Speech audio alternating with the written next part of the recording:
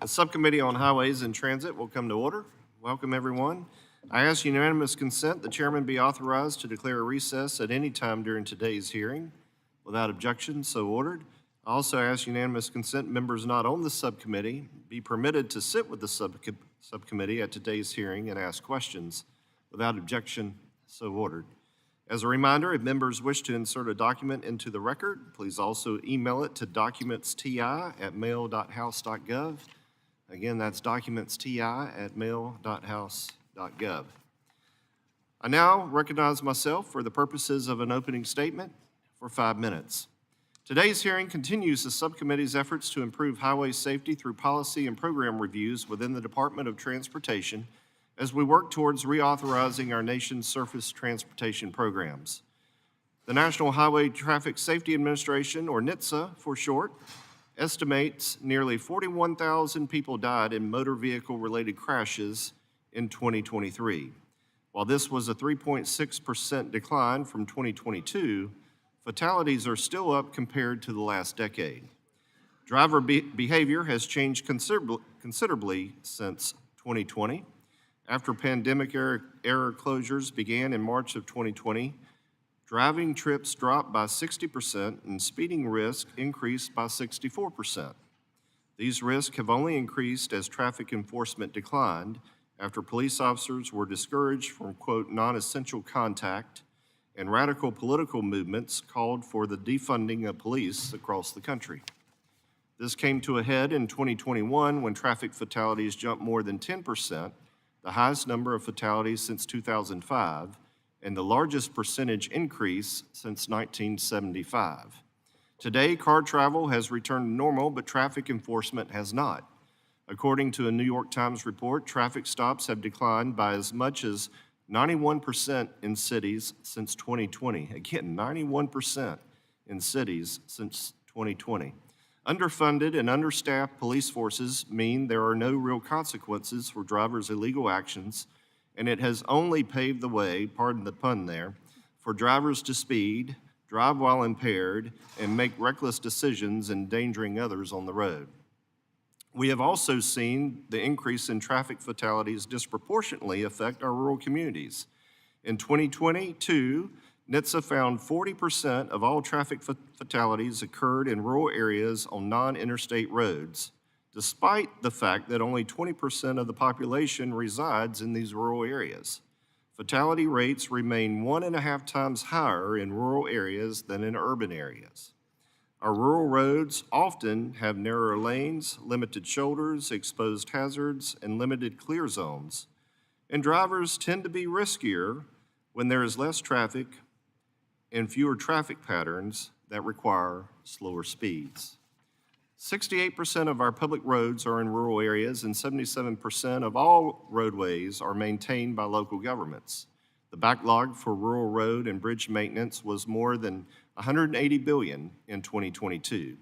States and local governments need flexibility to implement programs that address the shortfalls in our rural communities. States also need reliable, consistent programming, such as the Highway Safety Improvement Program, which addresses maintenance backlogs and ensures roads meet safety standards.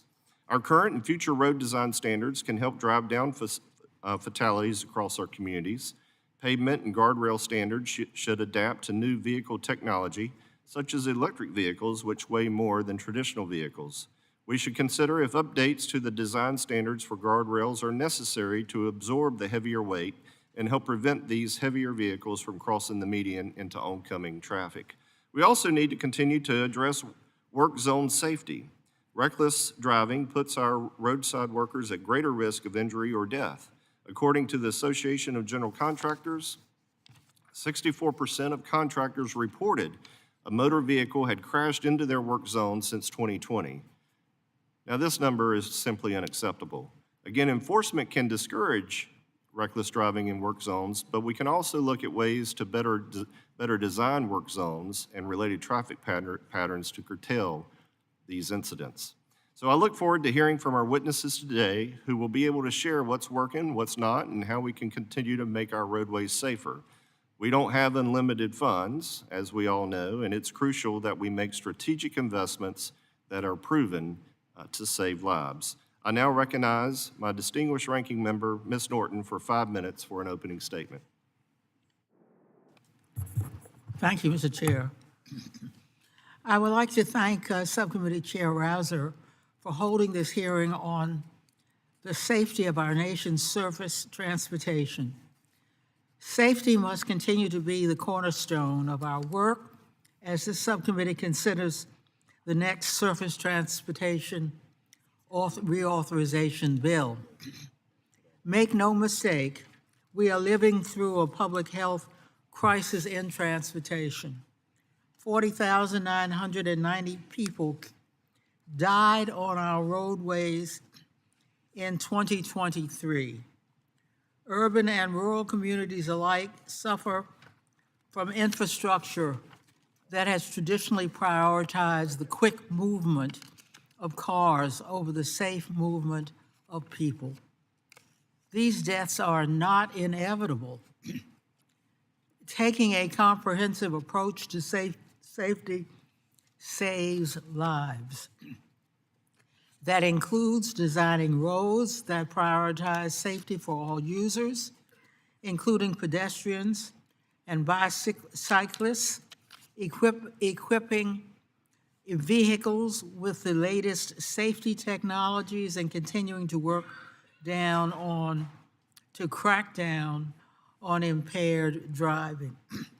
A safe systems approach ensures that when human error does occur, it need not be a death sentence. The bipartisan infrastructure law took safety seriously. States and localities now have unprecedented resources to tackle the safety crisis. The BIL increased funding for the Highway Safety Improvement Program by 34% to help states implement data-driven safety plans. It created a new vulnerable road user special rule to direct more dollars to projects that protect those not traveling in vehicles. And through the Safe Streets and Roads for All program, the BIL covered 75% of the nation's population with roadway safety plans.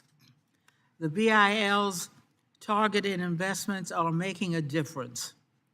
The troubling upward trend in traffic fatalities has declined since 2022, and projects that adhere to complete streets design principles are making a difference. Vehicle design is also part of the solution. Last year, NITISA issued a new standard to require automatic emergency braking to reduce crashes. This rule is anticipated to save 360 lives and prevent at least 24,000 injuries per year. We have the knowledge and tools to respond to the urgency of the roadway safety crisis. The rhetoric around traffic safety has finally begun to change. Transportation leaders now acknowledge the shared responsibility to build roads that are safe for everyone. But words are not enough. The Surface Transportation Reauthorization Bill this subcommittee considers must take concrete steps to design, build, and rebuild roads that prioritize the safe movement of people regardless of how they move. We must enhance the transparency and accountability of our transportation infrastructure design making to tackle our safety crisis. The BIL is making important progress toward the vision of zero roadway deaths. We must keep this positive momentum going. Thank you to our witnesses today. I appreciate your input regarding the safety of the nation's transportation system and look forward to our discussion about the challenges ahead. I yield back. I'd now like to recognize our ranking member of the committee, the full committee, Mr. Larson, for up to 5 minutes. Thank you, Mr. Chair, and for holding the hearing to highlight safety in transportation. Tragically, nearly 41,000 people were killed on U.S. roads in 2023. These fatalities make me and make thousands of families ask, is safety a priority or not? Roughly 95% of fatalities on our roadways occur on our roadways. So as we work on a surface reauthorization bill, we have to make sure that improving safety is a top priority. We can invest in infrastructure while prioritizing safety at the same time. When America builds, when America builds, Americans travel safely. The bipartisan infrastructure law takes safety seriously. It provides $16 billion for highway safety improvement to help states improve road and bridge infrastructure. Nearly $6 billion for a new Safe Streets and Roads for All to support local governments in deploying safety solutions. And over $8 billion to the National Highway Traffic Safety Administration for efforts to improve driver safety. The bill also reforms how we build and protect road users. New safety measures include incorporating complete street principles in roadway designs and equipping new cars with new safety technology like automatic emergency brakes. These efforts work together to make infrastructure safer, to raise driver awareness, and reduce higher risk scenarios. And the next bill must put safety first and build upon the funding and policies in the BIL. Now, in my state, 813 people died in 2023 on our roadways. It represents a 10% increase from 2022 and the highest number of traffic deaths since 1990. 2023 also marked the worst year on record for pedestrian and motorcyclist fatalities in my state. Impaired driving, speeding, distracted driving were the leading causes of these tragedies. So I've worked with communities in my district to raise awareness of our safety challenges and deliver federal funding to improve safety and save lives. In my district, Safe Streets and Roads for All funding will help tribes and other communities, including the Lummi Nation, the Samish Indian Nation, the City of Everett, and the City of Cedar-Woolley to plan for and build safer streets. The City of Burlington received a $2 million grant to look at removing a dangerous railroad crossing, and the Stillaguamish tribe has received an $8.5 million award for a crossing project to reduce dangerous interactions with wildlife across Highway 20. Tragically, tribal communities themselves are disproportionately feel the impact of our safety crisis. Native Americans are 7 times more likely to be killed in a motor vehicle crash than other Americans. The BIL doubles the funding for tribal transportation safety for a tribal transportation safety set-aside. If safety is a priority, then we must keep these funding streams going. You can't have a big league economy with little league infrastructure, and it's because this is because these investments support the movement of people and connect them with jobs. And in the case of safety projects, the right investments carried out with accountability and where they are needed most saves lives. It does not get more personal than that. The National Highway Traffic Safety Administration estimated that in 2019, traffic crashes cost the economy $340 billion. Across the country, our main streets and downtown areas depend on safe and accessible mobility to support local economies. So when people feel safe to drive, walk, or bike in their communities, they are more active. Investing in safety is then, therefore, an investment in our families, in our communities, and our local economies. And the Safe Streets and Roads for All grants program empowers communities to plan and execute projects to safely improve mobility in ways that reflect local realities. More than 75% of the nation's population will be covered by local safety plans funded by these grants. So Congress has to act and continue to provide the historic investment levels from the BIL with a renewed focus on outcomes so that the communities can turn safety plans into reality, meaning lives saved and livelihoods improved. I'm ready to make that investment. Let's keep it going. I want to thank the witnesses for being here today, and I look forward to your testimony. With that, I yield back. I thank the gentleman. I'd now like to welcome our witnesses and thank each of you for being here today. I am going to introduce each of you, but first I'm going to yield to my friend and colleague from Minnesota to introduce Mr. Hansen. Mr. Stauber, if you'd like to introduce Mr. Hansen. Thank you very much, Mr. Chair. I appreciate this opportunity, and I'm excited to introduce a witness today who hails from the great state of Minnesota, who brought the snow in with him last night. Mr. Mike Hansen is the Director of Minnesota Department of Public Safety's Office of Traffic Safety. He has held this position since November of 2017. In addition to his role as director, Hansen also serves as Minnesota's representative to NHTSA and coordinates Minnesota's participation in NHTSA's state and community safety grant program. He also co-chairs the Minnesota Towards Zero Death program and chairs the Advisory Council on Traffic Safety. In October, Director Hansen was elected to serve as chair of the Governor's Highway Safety Association, the national nonprofit association of state and territorial highway safety offices that addresses behavioral traffic safety issues. He is here testifying on behalf of GHSA today.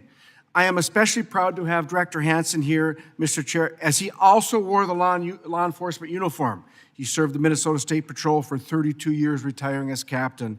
And I often say, even though my time in uniform is over, my watch never ends. Your continued dedication, Mr. Hansen, to safety after your service is a testament that the saying holds true for all those in law enforcement. I look forward to hearing your testimony. Your expertise in safety cannot be overstated. Mr. Chair, one last thing. Mr. Hansen could be anywhere today with his family and friends celebrating his 39th birthday. Happy birthday. Thank you very much. We also have with us the Honorable Jim Willix, Commissioner of Converse County, Wyoming, here on behalf of the National Association of Counties. In addition, we have Ms. Haley Norman, co-owner of Direct Traffic Control Incorporated, here on behalf of the American Traffic Safety Services Association. And I understand that you have two daughters here with you as well, so welcome to them. And last but certainly not least, President of the Advocates for Highway and Auto Safety, Ms. Kathy Chase. Thank you very much for being here. Now, it's pretty simple as we move forward. Mr. Wilcox, I'll recognize you for up to 5 minutes. Pay attention to the light system. Green means go, yellow means wind it down, and red means close it up as soon as you possibly can. Mr. Willix. Well, thank you, Chair Rouser and Ranking Member Norton, and this opportunity to be before the subcommittee today. My name is Jim Willix, and in my 19th year as a commissioner in Commerce County, Wyoming. And today I represent the National Association of Counties, who I serve as a vice chair of the Transportation Committee. NACO is the only national organization that represents all 3,069 counties, parishes, and boroughs in the United States. Counties themselves are very diverse and have a wide range of responsibilities, many of which are delegated to us by the states or the federal government. Counties own or operate 44% of the public roads and 38% of the bridges. In Wyoming, counties own over 14,000 miles of road, and 96% of those are categorized as rural. As major stakeholders, counties recognize that we have an important role to play when it comes to road safety, and we want to do our part to protect American lives. Today, I want to highlight a few challenges that counties, especially rural counties, face in our shared mission to make our roads safer, as well as offer some solutions to help counties improve safety. By working together and relying on our intergovernmental partnerships, I believe there are real opportunities to advance road safety, save lives, and strengthen our communities. First, rural communities have unique challenges and needs when it comes to transportation safety. One of our biggest challenges is that rural communities have limited tax bases, which makes it difficult for us to raise revenue for infrastructure projects. With restricted financial capacity, county officials must often make the hard decision between choosing between a safety project or regular maintenance of another mile of road. Another challenge is that rural communities often rely on non-traditional infrastructure, like one-lane bridges and gravel roads, which present unique safety concerns. In my county, we are larger than the state of Rhode Island, and we have over 500 miles of gravel roads. When it comes to road safety, you may think of rumble strips or center lines, but neither of those are good options on gravel. Instead, gravel roads need dust suppression, longer culverts, and regular blading to avoid washboarding. This is an area where I believe the government can do more to support rural communities by empowering local leaders to implement safety strategies that work for them. We also face challenges implementing road safety due to our nation's broken permitting system. Although the issue impacts urban and suburban areas alike, it is particularly taxing in rural counties, especially out west, given the enormous federal presence. Before counties can begin many infrastructure projects, we must navigate a maze of federal permits. Currently in my county, we want to reduce and grade and pave an existing gravel road, and yet the U.S. Forest Service and BLM are requiring substantial permitting and review, delaying the project for another year. The standard permitting processes under NEPA can be costly, complex, and time-consuming. By streamlining permitting, even by just increasing the categorical exclusions, Congress could enable rural counties to take on more projects with less money. Lastly, I believe the key way to improve road safety is by strengthening county involvement in federal policymaking, like you're doing today. The vast majority of federal transportation funds flow through states. Well, my state of Wyoming does an excellent job of allocating money to our local partners and projects. I know that's not true for all states. Despite owning half the roads and a third of the bridges, counties are not getting their fair share of the funding. Strengthening our intergovernmental partnerships is not just about money. It is about ensuring that counties have a seat at the table to share our local expertise. There's a tremendous opportunity in this upcoming surface transportation bill to hear from leaders at all levels of government, to strengthen our partnership and to protect our communities. Mr. Chair and Ranking Member, I want to close with an anecdote one of my fellow commissioners experiences as a cattle rancher south of Glen Rock, Wyoming. In order for him to get his cattle to market, he must travel across a series of roads. 6 miles of county gravel road, 5 miles of paved county road, 3 miles of a state highway, 68 miles of the interstate, 49 miles of a U.S. highway, finally into a city street to deliver the cattle to market. To ensure road safety, there cannot be a weak link in that network. The interstate can be lined with pillows and mattresses, but if the county roads are unsafe, we have not done enough to keep our road users safe.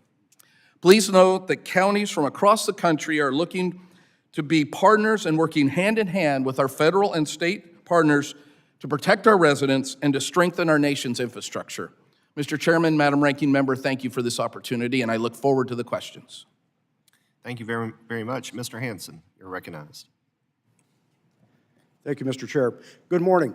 My name is Michael Hanson, and I am the governor-appointed Highway Safety Representative from Minnesota and the Director of the Minnesota Department of Public Safety's Office of Traffic Safety. I also have the privilege of serving as the chair of the Governor's Highway Safety Association. It's an honor to be testifying before the subcommittee today. I offer my thanks to Subcommittee Chair Rouser, Ranking Member Holmes Norton, as well as Full Committee Chair Graves and Ranking Member Larson for holding this hearing on such a critically important topic. GHSA is a national nonprofit association representing the state and territorial highway safety offices.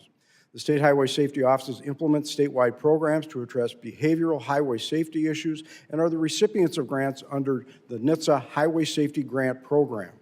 State highway safety offices are all public agencies in all states and territories and are run or overseen by a governor-appointed representative. GHSA's members work to reduce motor vehicle crashes by implementing programs to address the behavioral aspects of highway safety, like speeding, impaired driving, seatbelt use, and distracted driving. Roadway safety is a topic I'm extremely passionate about. Prior to my time serving as the director of the State Highway Safety Office, I proudly served the Minnesota State Patrol for 32 years. During that time, I had direct exposure to the unsafe driving behavior on our roadways and the life-changing and far too often life-ending impacts they can have. Traffic crashes are one of the leading causes of preventable death in the United States. Crashes kill more than 40,000 people every year on our highways. More than 2/3 of those crashes are caused by either an impaired driver or by speeding.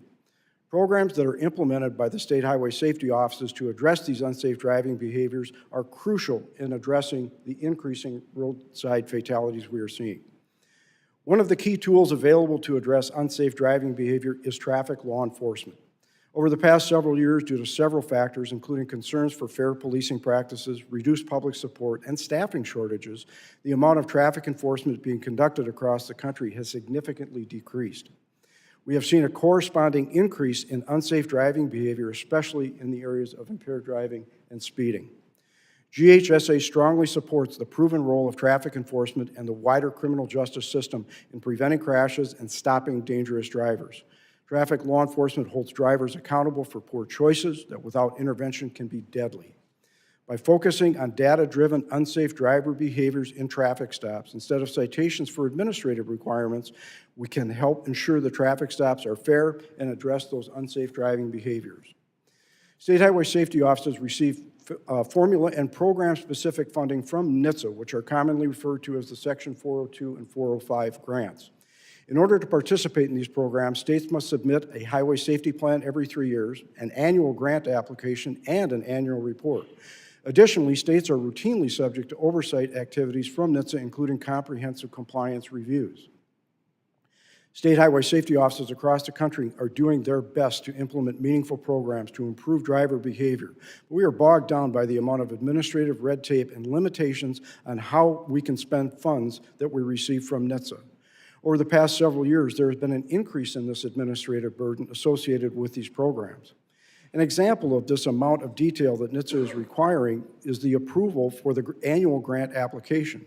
What was intended to be a brief update to our highway safety plan has ballooned into several hundred pages long documents in order to meet all of the NHTSA requirements, some of which reach lengths of 300 to 500 pages. Across the entire highway safety program, NHTSA's oversight activities have increased significantly. GHSA supports appropriate oversight and recognizes the importance of transparency when using federal funding, but the current level of oversight is burdensome. These programs need to be more efficiently administered by NHTSA so that more of the federal funding can work towards improving safety instead of expending resources demonstrating compliance. As challenges with roadway safety continue, we need to make sure that federal funding is structured in a way that allows for new and innovative ideas like technology deployments, novel data, new safety countermeasures, and more. Congress should look for opportunities to reform the 402 and 405 programs to provide less funding restrictions and more eligibility for states to try new approaches and implement programs that address their unique challenges.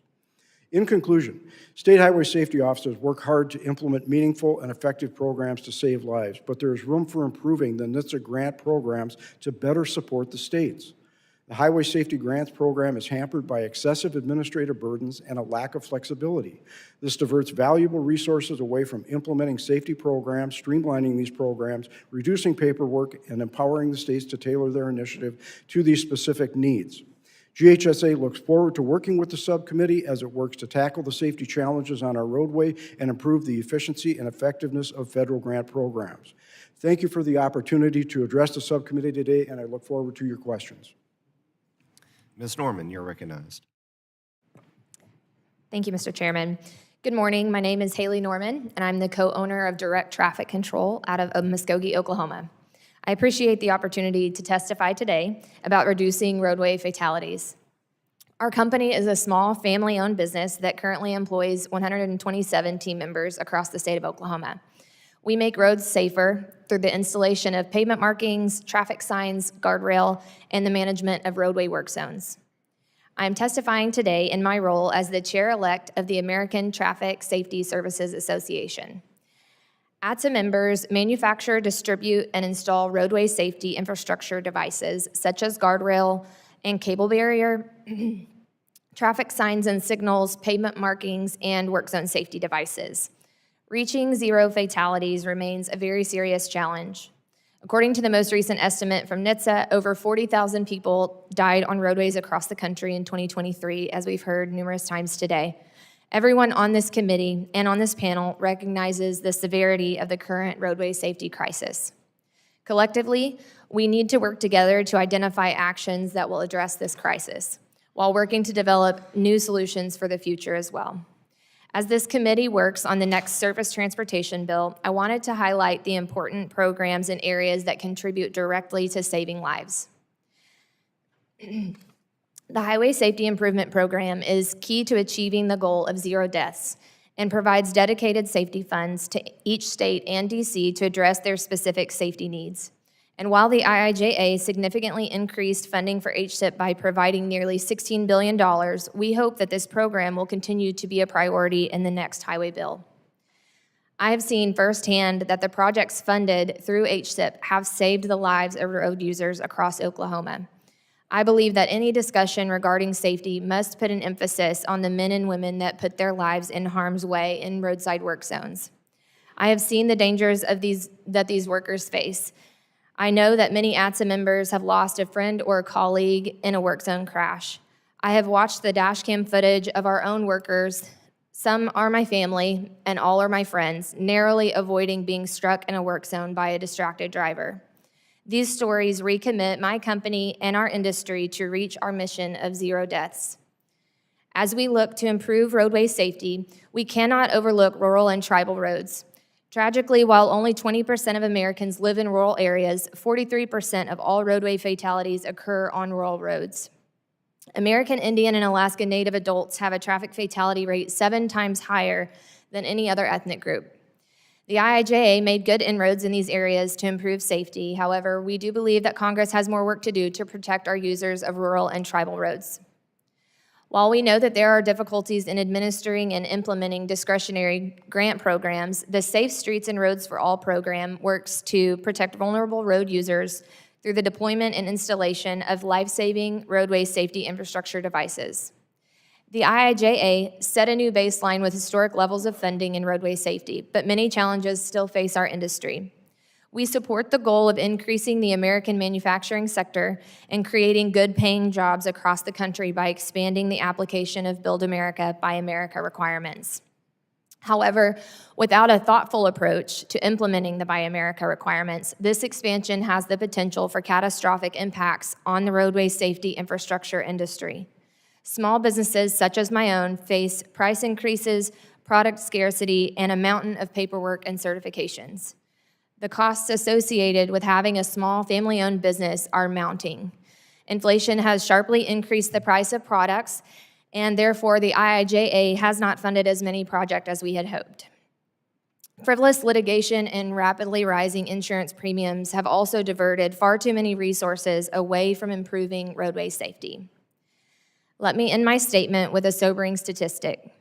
By the end of this day, over 110 people will have died on our roadways. This is a number that is incredibly tragic and completely unacceptable. And as a safety professional, a business owner, and a mother, I believe that we must all work together to make our roads and communities safe. ATSA members are ready to do what we do best, roll up our sleeves and get to work.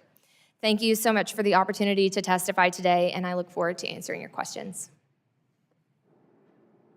Ms. Chase, you're recognized. Good morning, Chair Rouser, Ranking Member Norton, Ranking Member Larson, and subcommittee members. I'm Kathy Chase, President of Advocates for Highway and Auto Safety. Advocates is a national alliance of leading property casualty insurance companies and agents and public health, consumer, law enforcement, and safety groups working together to prevent crashes, save lives, reduce injuries, and curb economic costs. Thank you for holding today's hearing on roadway safety at a critical time when motor vehicle fatalities are at historic highs. Nearly 43,000 people were killed and 2.4 million more were injured in 2022. Of particular note, more than 7,500 pedestrians and more than 1,000 bicyclists were killed, representing a 56% and 50% increase respectively over the past decade.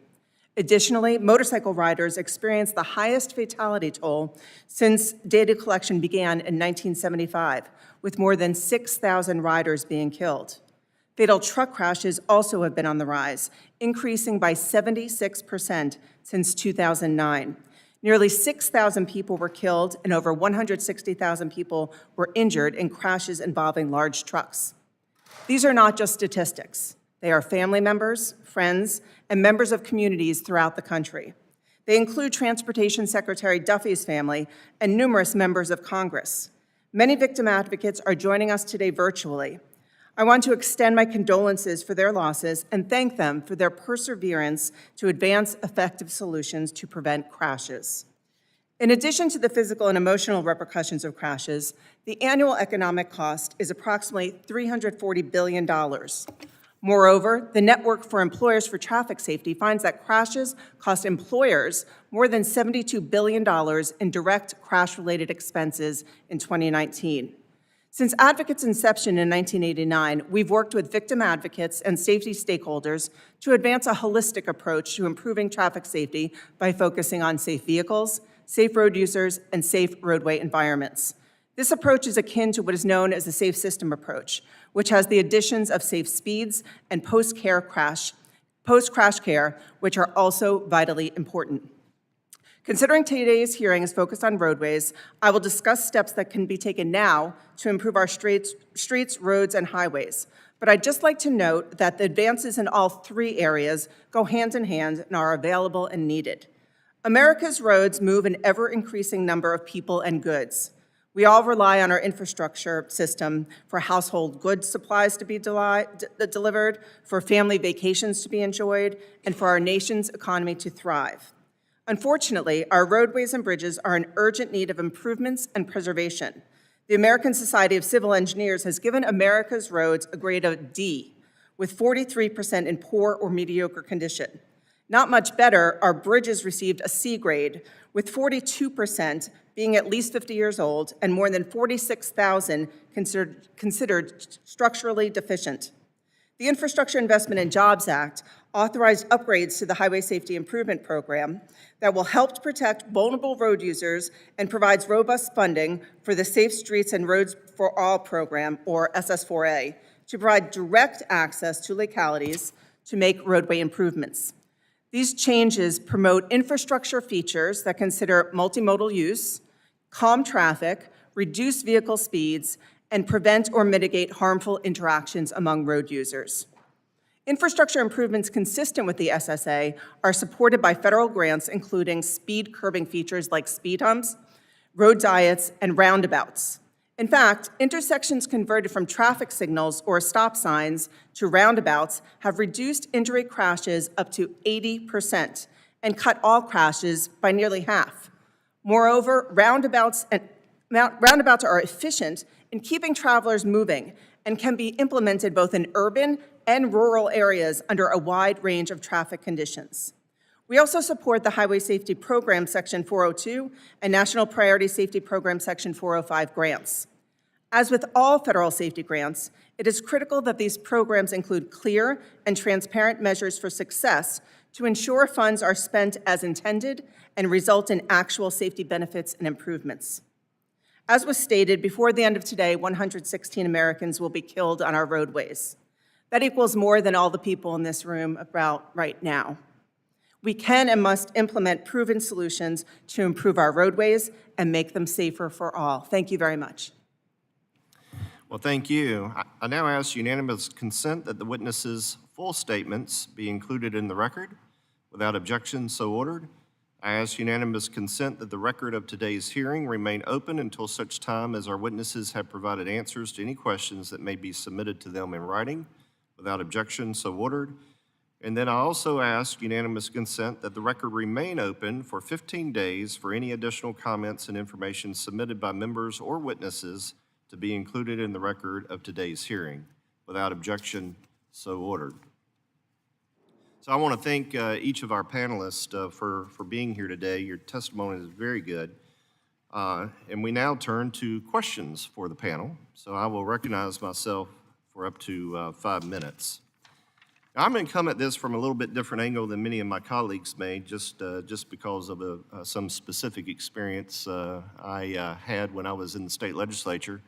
I get elected to the state senate in 2008, and at that time, in my home county of Johnston County, North Carolina, and other surrounding counties, particularly in the rural areas, but my home county in particular, for whatever reason, there was a death almost a week, if not a week, every 2 weeks. It was one of those things where every time you turned on the news, a young person was killed in a traffic fatality.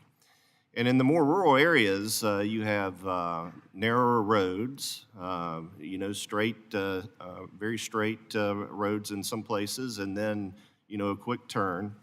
And what we found was that there were a lot of young people as in teenagers, those who were in their 20s, and those who are older too, that when they would run off the road, they didn't know how to correct. They didn't know how to get back on. They would overcorrect, and the tire would grab, and the next thing they knew, we had a traffic fatality. And so there was a big effort in the legislature to address that issue because it had become so prolific.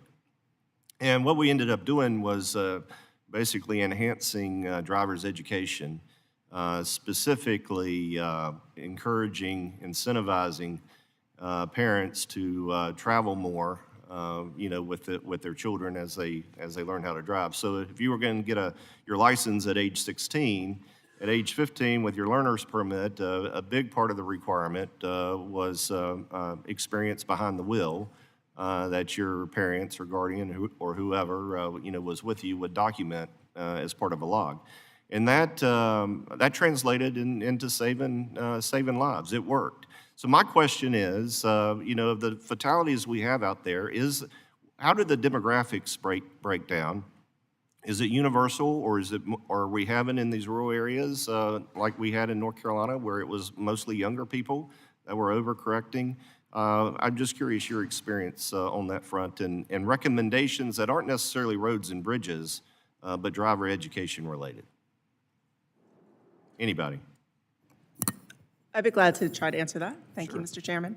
I don't have the specific statistics about the breakdown that you asked, but I'd be glad to get that to you. I don't want to misrepresent, but I appreciate greatly what you said about graduated driver licensing. We work in state legislatures throughout the country to make sure that young people whose brains are not formed yet, I have 2 younger drivers myself, and it's terrifying as a parent when you hand those keys over. So what you mentioned about graduated driver licensing, or GDL, is essential, and we urge all state legislatures to enhance them. We put out a report every year called the Roadmap to Safety, and in our report, no state has an optimal GDL law, so there are improvements needed in every state legislature. Mr. Hanson. Mr. Chair and members, in the demographic question, I think, some things haven't changed. Young males are still highly overrepresented, especially in those rural rollover fatalities, especially young males driving pickup trucks. And so education and outreaches absolutely have to be part of that solution. Infrastructure, especially on our unpaved roadways, is a little bit tougher challenge to overcome.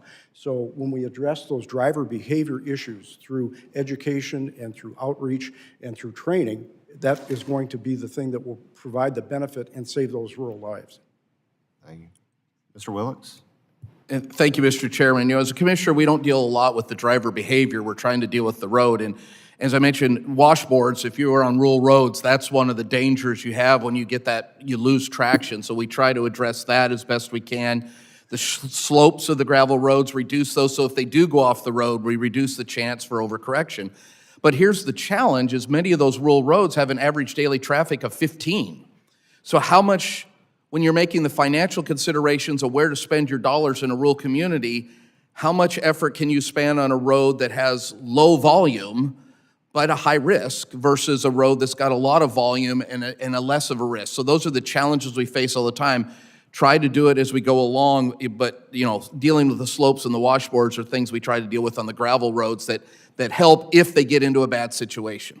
Yeah, absolutely. Ms. Norman, real quickly, I only have about 18 seconds left, but do you have some specifics as it relates to work zones? I-95 cutting through North Carolina, for example, I think that we've been working on that, since the beginning of time. It never ends, work zones.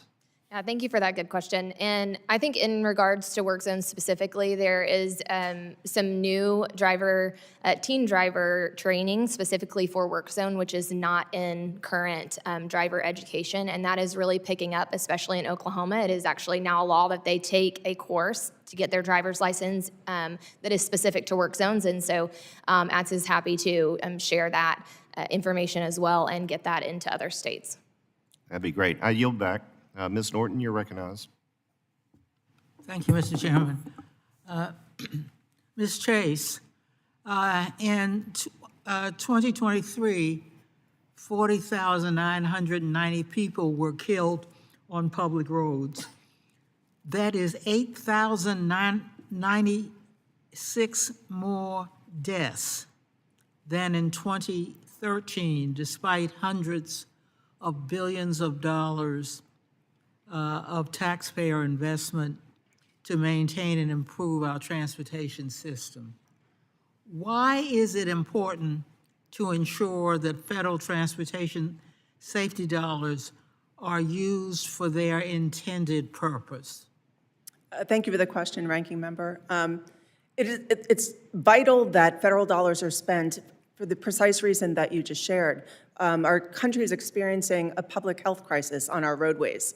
And without federal dollars to improve the roadway environments, as well as improvements to vehicles themselves, in your opening statement, you mentioned the new automatic emergency braking rule. We have worked to get that over the finish line for over a decade, because we know that it will address distracted driving, impaired driving, drowsy driving. If a driver doesn't brake, the car will slow down and brake for them. So we need to have a holistic answer, and we need federal dollars in order to finance it. Thank you. Ms. Chase, bicyclists and pedestrians suffer disproportionately from highway fatalities on our roads. To combat the vulnerable road user safety crisis, the BIL created the Vulnerable Road User Special Rule.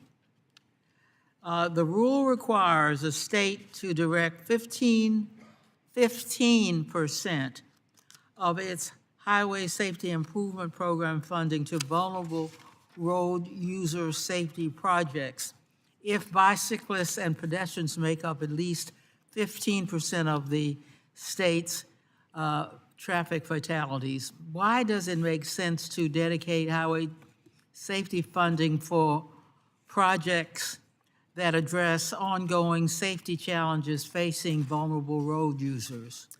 Thank you for the question. Vulnerable road users lack the protections that motorists have, basically a car surrounding them. So they're at particular risk in terms of roadway safety.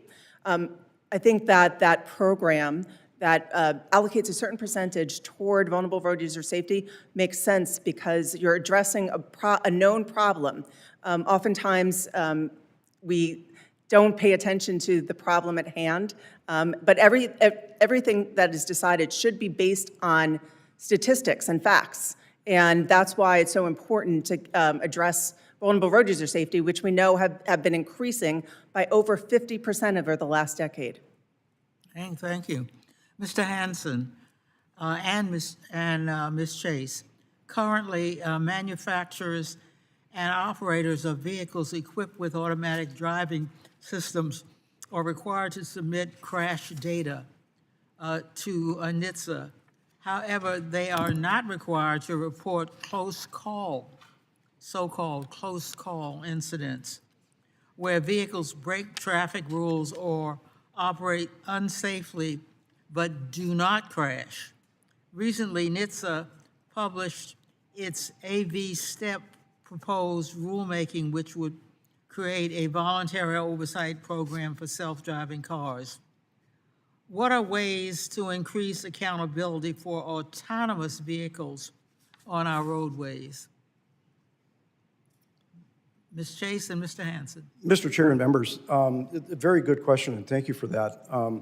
Really, what it's going to come down to is those near misses, and the technology is emerging for us to track that type of behavior using telematics and a variety of other technologies that are out there.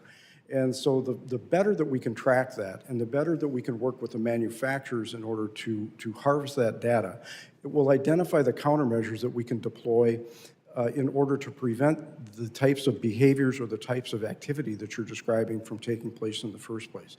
So it's going to be a combined effort between, I think, the OEMs as well as NHTSA, as well as the states, to begin to track some of this novel data and some of the telematic data that is available out there.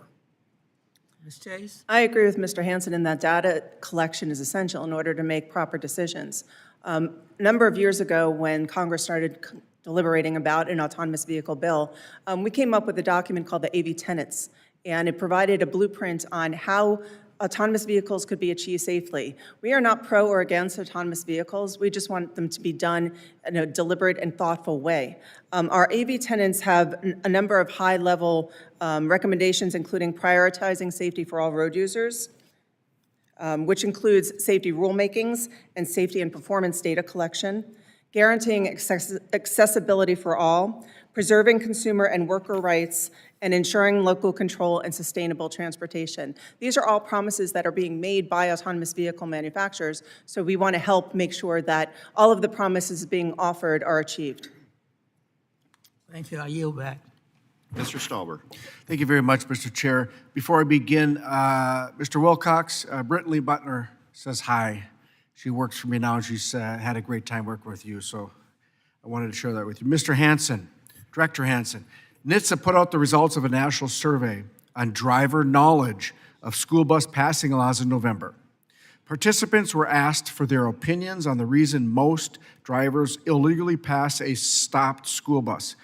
12.2% said they were distracted, 25% said they were in a hurry, 24.3% said they didn't know it was illegal to pass a school bus, and 30.5% said they didn't care. Those last two statistics are what startles me the most.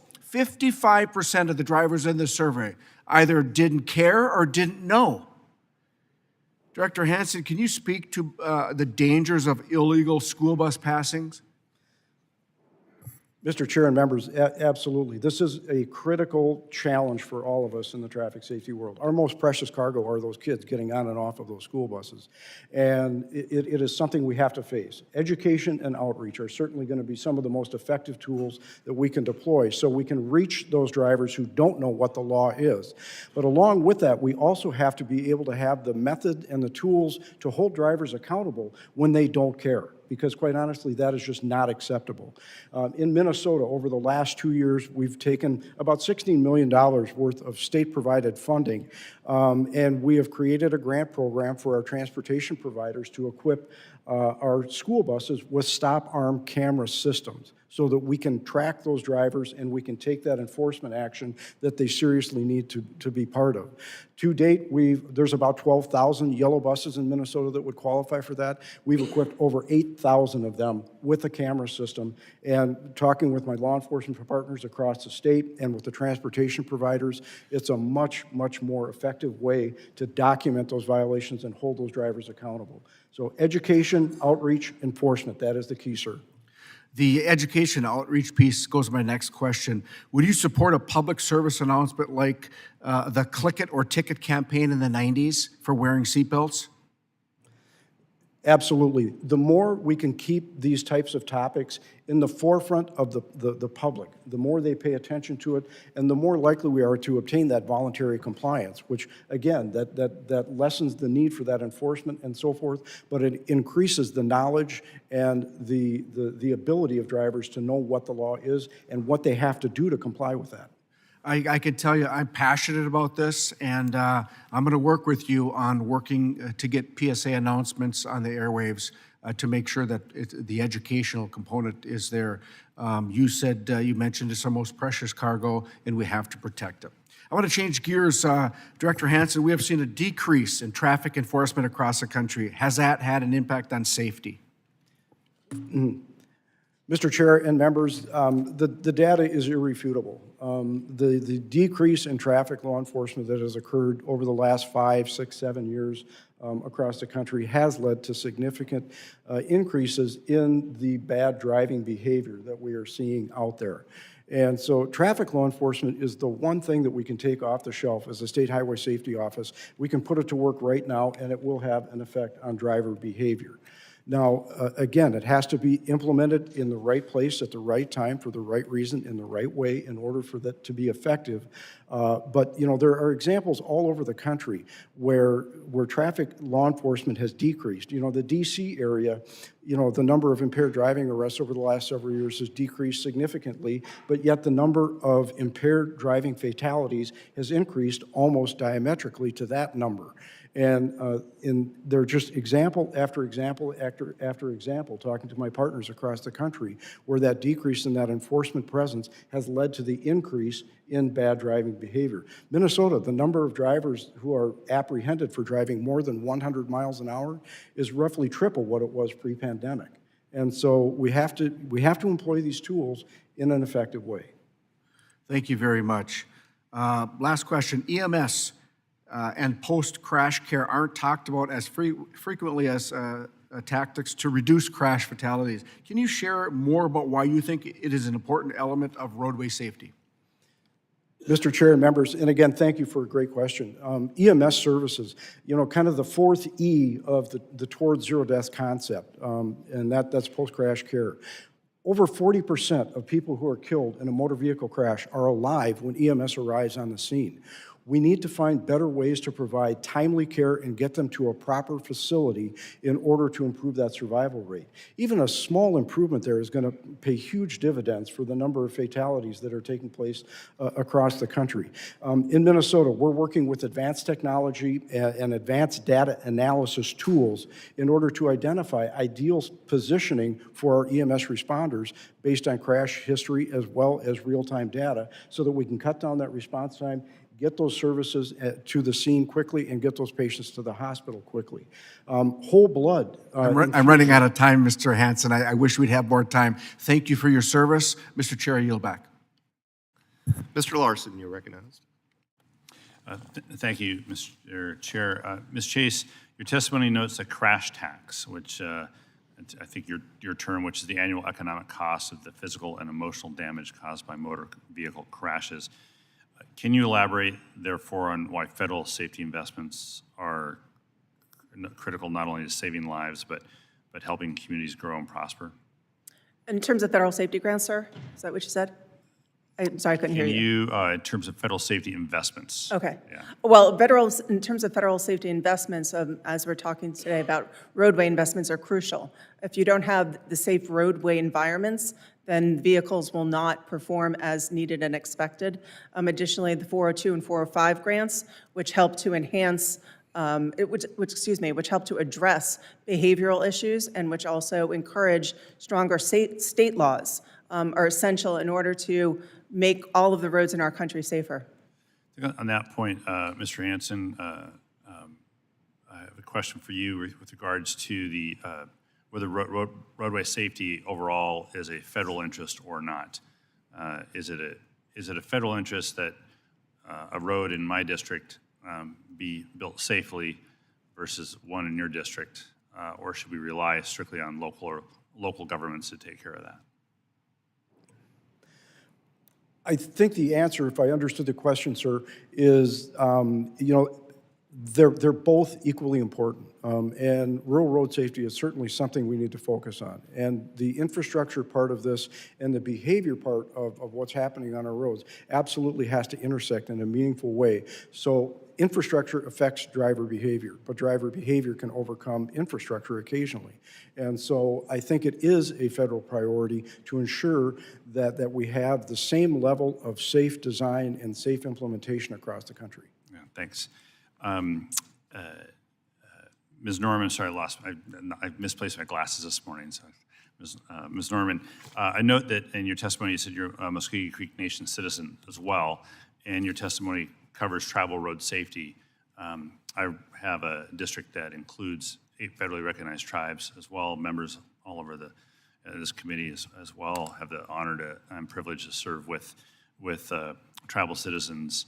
Can you talk a little bit more, based on your testimony, how important a tribal transportation safety program is, just so they have that in the record?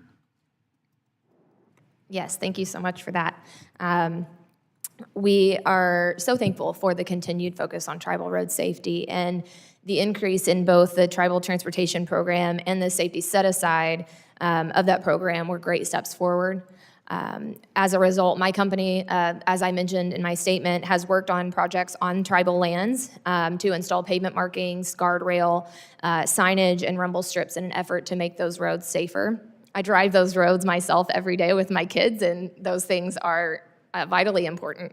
As mentioned earlier, a lot of those rural roads and tribal roads can be more narrow and have, other issues that we don't see in other places. And so I would ask that Congress continues to invest in safety on our tribal roads and ensure that the safety funds can get directly into the hands of those communities that need them. Yeah, thanks. Thanks. Mr. Wilcox, I'm very thankful that when we put these panelists together, the minority gets one witness, the majority gets the majority of the witnesses. And yet, we have a panel that largely agrees, regardless of who asked them to be here, which is really, really great to hear. And I think that's been a theme of the America Builds hearings that we've had as well, broad consensus on both sides of the aisle to craft a bill in the future that we can all agree on.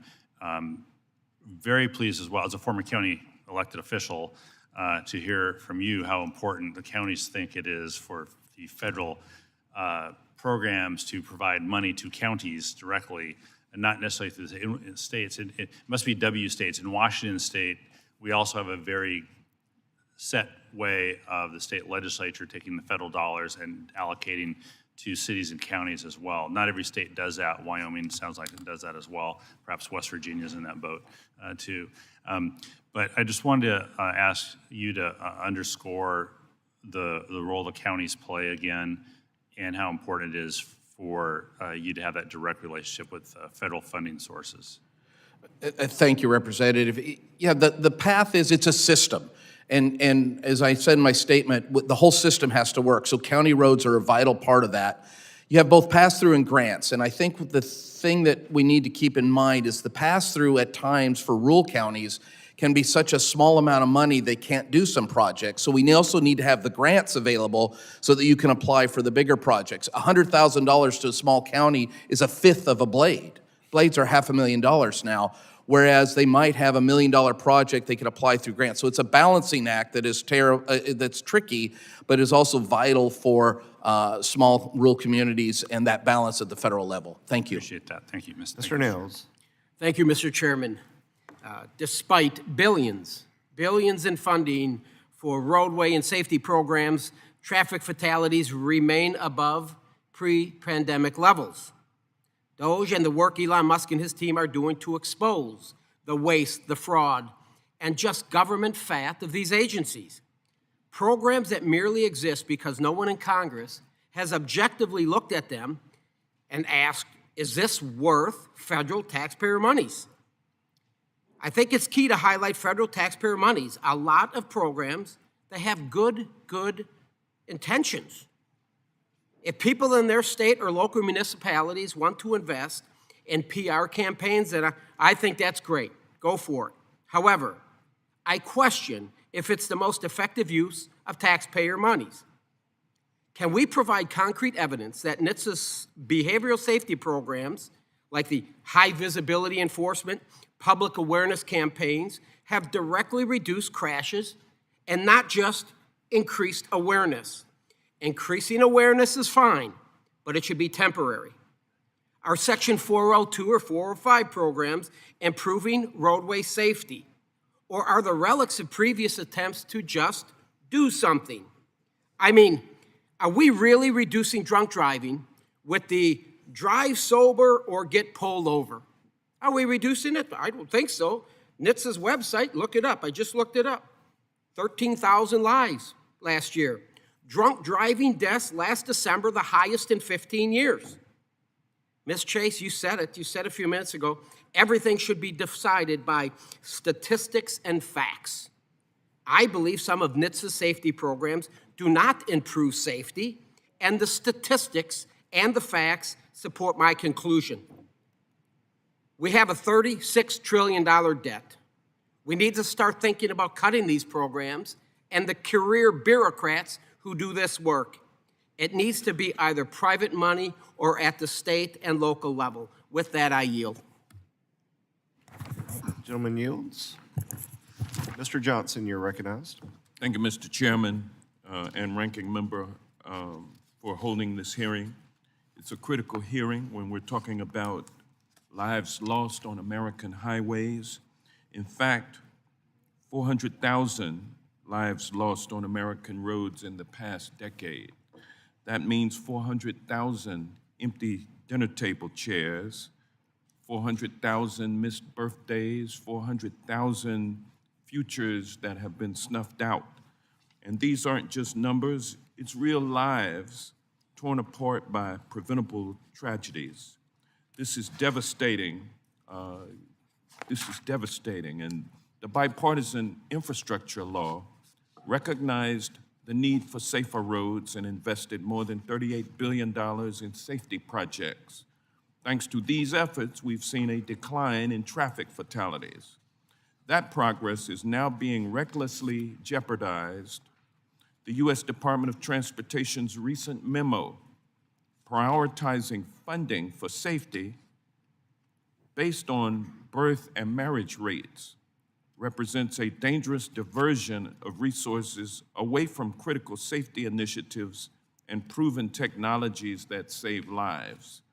If we lose sight of this, the tragedy of more lives lost will continue to devastate communities across the nation. Federal investment should never be tied to factors like birth rates and marital status. Our priority must be protecting lives, and that means investing in the safety of every person who uses our roads, no matter where they come from or who they are. Ms. Chase, you ended your testimony with a compelling message that everyone in the United States moves on our roadways, whether as a driver, passenger, pedestrian, cyclist, worker, and that everyone deserves a safe trip. Our goal in Congress should be to ensure that no one's safety is at risk simply because of where they live, how they travel, or their economic background. However, in a recent Department of Transportation memo outlining policies for DOT grants, loans, contracts, and federally supported or assisted state contracts, the department stated it would, quote, give preference to communities with marriage and birth rates higher than the national average, end quote. Ms. Chase, can federal investment based on birth rates and marital status truly meet the safety needs of everyone? And how does federal investment based on birth rates and marital status inherently prioritize some over others? Thank you for the question, Congressman Johnson. Safety has been and always will be a nonpartisan, non-political issue. We have always strived to work on both sides of the aisle to advance safety improvements, starting with airbags and seatbelts, electronic stability control, and most recently, as was mentioned, automatic emergency braking. These systems protect all road users and should not be in a political tangle. So when we start creating prerequisites like birth rates and marriage rates and giving preference to communities with above average, higher birth and marriage rates, how does that disfavor other communities? And should that prerequisite trump health and safety for all? Advocates has always proceeded in a way that we base our recommendations on safety on facts and figures, as I stated. So that is irrelevant to... Are birth? No. Those are not legitimate factors. Those are not what we have based our policies on. All right, thank you. I particularly appreciated the conclusion of your testimony where you highlighted the importance of data-driven solutions for improving roadway safety through infrastructure improvements. This approach has proven effective in preventing fatalities and injuries while ensuring more efficient roads. Is there any data or evidence that shows that prioritizing funding based on birth and marriage rates will actually reduce traffic fatalities and injuries? Not that I'm aware of. So why would we apply such a prerequisite to future funding? Is it just simply political? Sir, it's not a question that I can answer since I didn't make the determination. I think it's clear what the motivation would be. Now, we know that traffic fatalities disproportionately affect certain communities, and investing federal dollars into infrastructure that protects vulnerable road users has clear benefits, especially for disadvantaged communities. These disparities are a matter of life and death. How can a funding model that fails to prioritize safety outcomes exacerbate the risks faced by already vulnerable communities, potentially leading to a rise in traffic-related fatalities and injuries? Is that addressed to me again, sir? Yes. Okay. Well, we should always base our determinations on how to improve safety based on what's happening on the roadways. So if there are communities that are suffering disproportionately, then solutions, effective solutions with transparency and accountability should be employed. All right, thank you. My time has expired. I yield back. Mr. Massey. Thank you, Mr. Chairman. Mr. Hansen, I once had a mentor who told me that hope is not a business plan. I would also say it's not a good technology development plan. In your testimony, you noted that the Infrastructure Investment and Jobs Act requires NHTSA to complete rulemaking for advanced impaired driving technology, AKA automotive kill switch, by November of last year, a deadline that the agency has not met. I made a prediction in front of this committee, and I'm going to make it again today, that this won't be ready by 2026. Congress has asked the impossible. It's a wish. It's not a plan. Are you aware that Ann Carlson, the former acting administrator of NHTSA, sat in front of this subcommittee and said, I think it's safe to say that we do not think they are available yet in a way that actually will achieve the goals both of the Bipartisan Infrastructure Law and the Vehicle Safety Act. Did you hear her make that comment? Mr. Chair, members, I don't remember that specific comment, sir. So are you aware that the technology that you are advocating for in your testimony does not exist? NHTSA released their early rulemaking process in March of 2024. There was a deadline in late 2024 for them to have a proposal ready to go, and that has gone by or expired. NHTSA has also been working with the DDADS program since about 2008, which is the early precursor for the HALT Act, or that the technology in car that would prevent an impaired driver from operating that vehicle. My understanding is that that DDADS project is now ready to go and could be implemented in 2025, and the OEMs have been involved in the development of that. Well, before airbags were mandated and before seat belts were mandated, they both existed in commercial vehicles for over a decade. Does this technology exist in any commercial vehicle presently? I'm not aware of it being, Mr. Chair and members, I'm not aware of it being available or mandated in any vehicle type now, but I would compare it to ignition interlock. That type of technology is there in one shape, form, or another. Well, the difference between the ignition interlock and this technology you're advocating for is the one you're advocating for is science fiction presently. It doesn't exist in any vehicle. It's never been implemented. And there's a mandate by the government to have it in every new vehicle within 2 years. It's just not practical. What's more is if you did try to implement it, there would be false positives. So what we're talking about here is a kill switch in an automobile that would monitor the driving of a vehicle and then stop the vehicle from operating if the car itself decides that the operator is not driving safely. Let's say a mother is driving a vehicle, taking her kids to work, and how does she appeal her conviction of a disabled minivan from the side of a road? How would you re-enable a car that's been disabled with this technology you're advocating for? It's a good question, sir, Mr. Chair, members. Good question, and I'm not quite sure that I'm qualified to provide the technical answer that you're looking for there. I do understand that the technology is very near to being developed that would allow for a passive type of system that would detect when a driver has an alcohol concentration above a predetermined level, and that would not allow the vehicle to be operated. Well, the problem with the technology is it's not looking for alcohol levels. You can monitor blood alcohol levels, at least if somebody's breathing into something. That's not what this technology promises to do. In fact, it says it's going to passively monitor driver performance. What does that mean?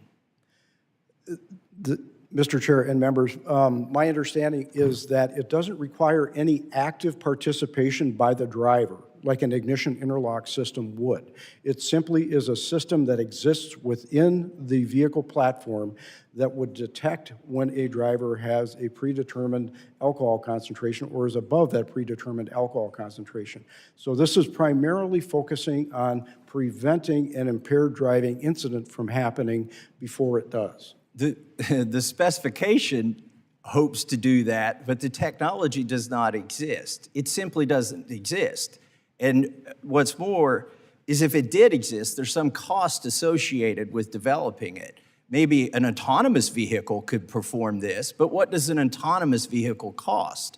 And whenever we're looking at safety, as an engineer, what you need to look at is where's your bang for the buck? If this system, assuming it could exist, costs $5,000, you can't simply mandate it and say you're going to improve safety because the price of the vehicle can't go up $5,000. You're going to compromise somewhere else, maybe less metal in the frame or something.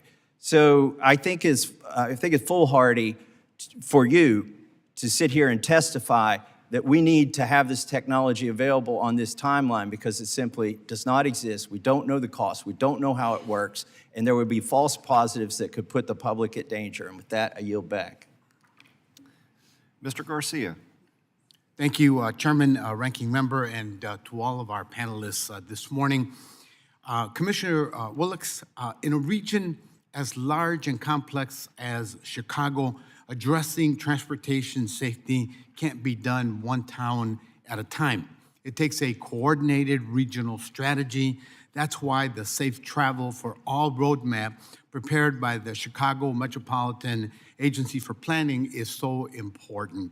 This region-wide initiative is bringing together 6 counties to identify high-risk roads, upgrade infrastructure, and make streets safer for everyone. By creating safety action plans in each county, our region is laying the groundwork for critical investments that will make our roads safer for all users. My question to you, sir, is as we work on the next reauthorization, how should Congress help regional governments more directly access safety funding so that they can implement these plans and move projects forward more quickly? Thank you, Representative. I think the key is not to make the box too small. What works in Chicago does not work the same in a regional authority in Wyoming. So make sure there's flexibility built in so that what works in that local area can be best implemented and provide those opportunities. Some of the regional transportation in our part of the world, it's a little larger area. I mentioned my county's larger than Rhode Island, so there's some geographic challenges that happen there as well. But when you create that, continue to work with that, it makes sure that the restrictions aren't so tight that what works for Chicago doesn't necessarily work in a rural area. Thank you, Mr. Willicks. Switching gears a little bit, it's clear to me that grants play an important role in making communities safer. Programs like Safe Streets and Roads for All help implement projects to prevent deaths and serious injuries on our roadways. In Chicago, we know the corridors with the highest incidence of crashes thanks to the state's Vulnerable Road User Safety Assessment. Many of these corridors are, of course, in my district.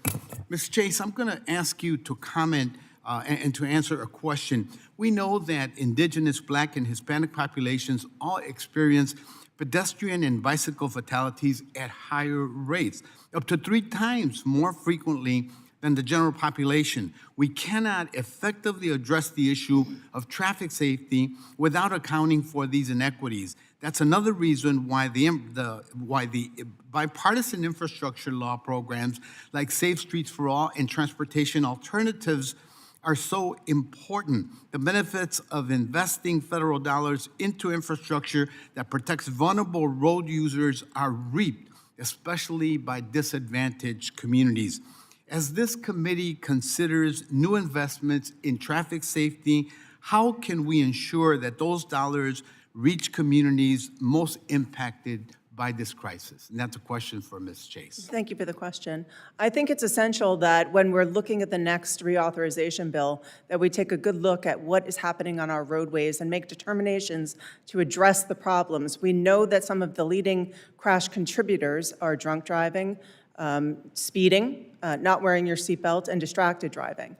And yet, we have proven solutions to address all of those that aren't being used effectively. And that's what needs to happen. And I'm looking forward to working with the members of this committee, as we did at the last reauthorization, to try to advance these safety improvements. And will you be advancing proposals to the committee for our consideration as we look at reauthorization? Absolutely, sir. Great, looking forward to it. Thank you, and me I too. yield back, Mr. Chairman. Mr. Weed. Thank you, Mr. Chairman. As always, I'd like to extend my thanks to our witnesses for appearing before us today to discuss the safety on our nation's roadways. Whether it's motorists, pedestrians, or cyclists, the safety of everyone who uses our roads must be a top priority. Every person deserves to travel safely, whether they're driving to work, walking to school, or biking through their neighborhood, and I look forward to working with my colleagues to make this a reality. In my home state, teens are required, and it's free for them, to complete a 30-minute work zone safety instruction as a requirement to obtain their license. After completing the course, they will know what causes most work zone crashes and the basic driving safety habits that can prevent injuries and fatalities. The course also introduces teens to powerful real-life stories of the faces behind the flags, cones, and flashing lights, which are too often overlooked by many drivers.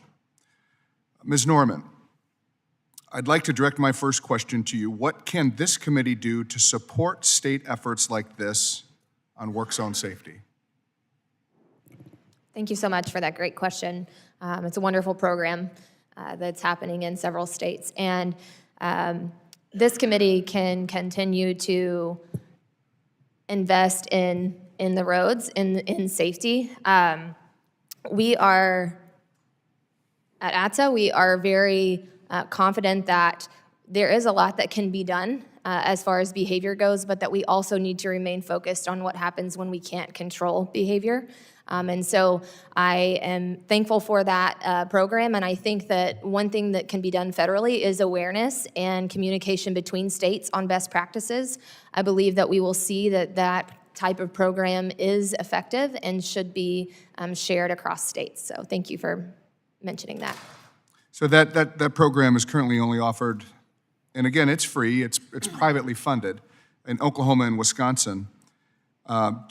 Do we know, I mean, is there stats that show that it is effective? I do not have that information at this time, and I do know that it is a newer program, so it may take some time for that to come out, but would be glad to follow up on that afterwards. Okay, great. Obviously, having stuff, programs like that are privately funded are definitely things that we need to look into, and of course, raise that awareness, like you said, to other states, and perhaps, I mean, I can't imagine it's not effective. Yes, sir, absolutely. Yeah, and it's in Oklahoma, we have seen a lot of our contractors and our road builders come together and be the ones that support that, and it is very important. We want to keep our workers safe. It's great to see private industry getting involved, and certainly that's very important for our safety and for our children and for the workers. So, Mr. Wilcox, you mentioned that Converse County is a commodity-based economy that's reliant on oil and gas, and making heavy trucks, I'm sure, a common sight on your roads. What investment is needed, in your opinion, for rural roadways to ensure trucks hauling essential goods can continue to operate safely in rural environments? And I say this because we are a very large logging, forestry district in northeast Wisconsin, the Green Bay area, and of course agriculture. But would really like your input on that. Well, thank you, Representative. Oil and gas is a big part of our county, and those heavy trucks, what I want is legal heavy trucks. They are hard on our roads. I talked a little bit about dust suppression, and they kick up a lot of dust. So one of the things I'm advocating for is allowing dust suppression to actually be a safety control. Right now, it's an environmental control, but if you have a big truck that goes past and creates dust, that's a challenge. They're harder on our roads, so we have to do maintenance. They're providing revenue, so it's a trade-off. But you want to make sure that the education, many times when you have that industry particularly, they are non-residents of our state and our county, so they're learning the roads as they drive. So education and signage is a big thing, so we're using signage and temporary speed limit trailers, if you will. Safe Streets for All that was mentioned is we're actually going to use some of those portable signs that slow the trucks down. So we have a maintenance issue, and then we don't want them to get heavier than legal limits, because then that's a real challenge for our bridges and regular maintenance. All right, thank you again, witnesses, and I yield back. Ms. Sykes? Thank you very much, Mr. Chair and Ranking Member, for holding this hearing today. This is a great conversation and certainly very timely. As you know, we'll be working on the Surface Transportation Authorization, and safety is always a good day to talk about safety. Thanks to the passage of the bipartisan infrastructure law in 2021, communities from coast to coast will continue to see over $1.2 trillion in local investments to improve the reliability, resilience, and efficiency of Americans' infrastructure over the next 10 years. Americans are already seeing tangible differences, including improved roads, bridges, transit systems, airports, waterways, and environmental infrastructure. One of the programs that many Midwestern states and localities have taken advantage of is the Railroad Crossing Elimination Program, which provides funds to improve the mobility and safety of highway, rail, and pathway rail grade crossings. Anyone who has lived near a rail crossing, as I do, understands the inconvenience and dangers that railroad crossings pose to local drivers, bikers, and pedestrians, as well as for the rail workers and the staff and those who staff trains. But these crossings don't just pose threats to people passing through, they're also cumbersome for the communities around them, as they're very costly to improve or remove. This means that the federal dollars coming in to address these issues with rail crossings are invaluable resources for communities like mine in Akron and throughout the district. Since last month, the Federal Railroad Administration has invested $48 billion of funding for more than 445 rail projects, creating safer communities for the millions of Americans living around them. In Ohio, these funds are desperately needed.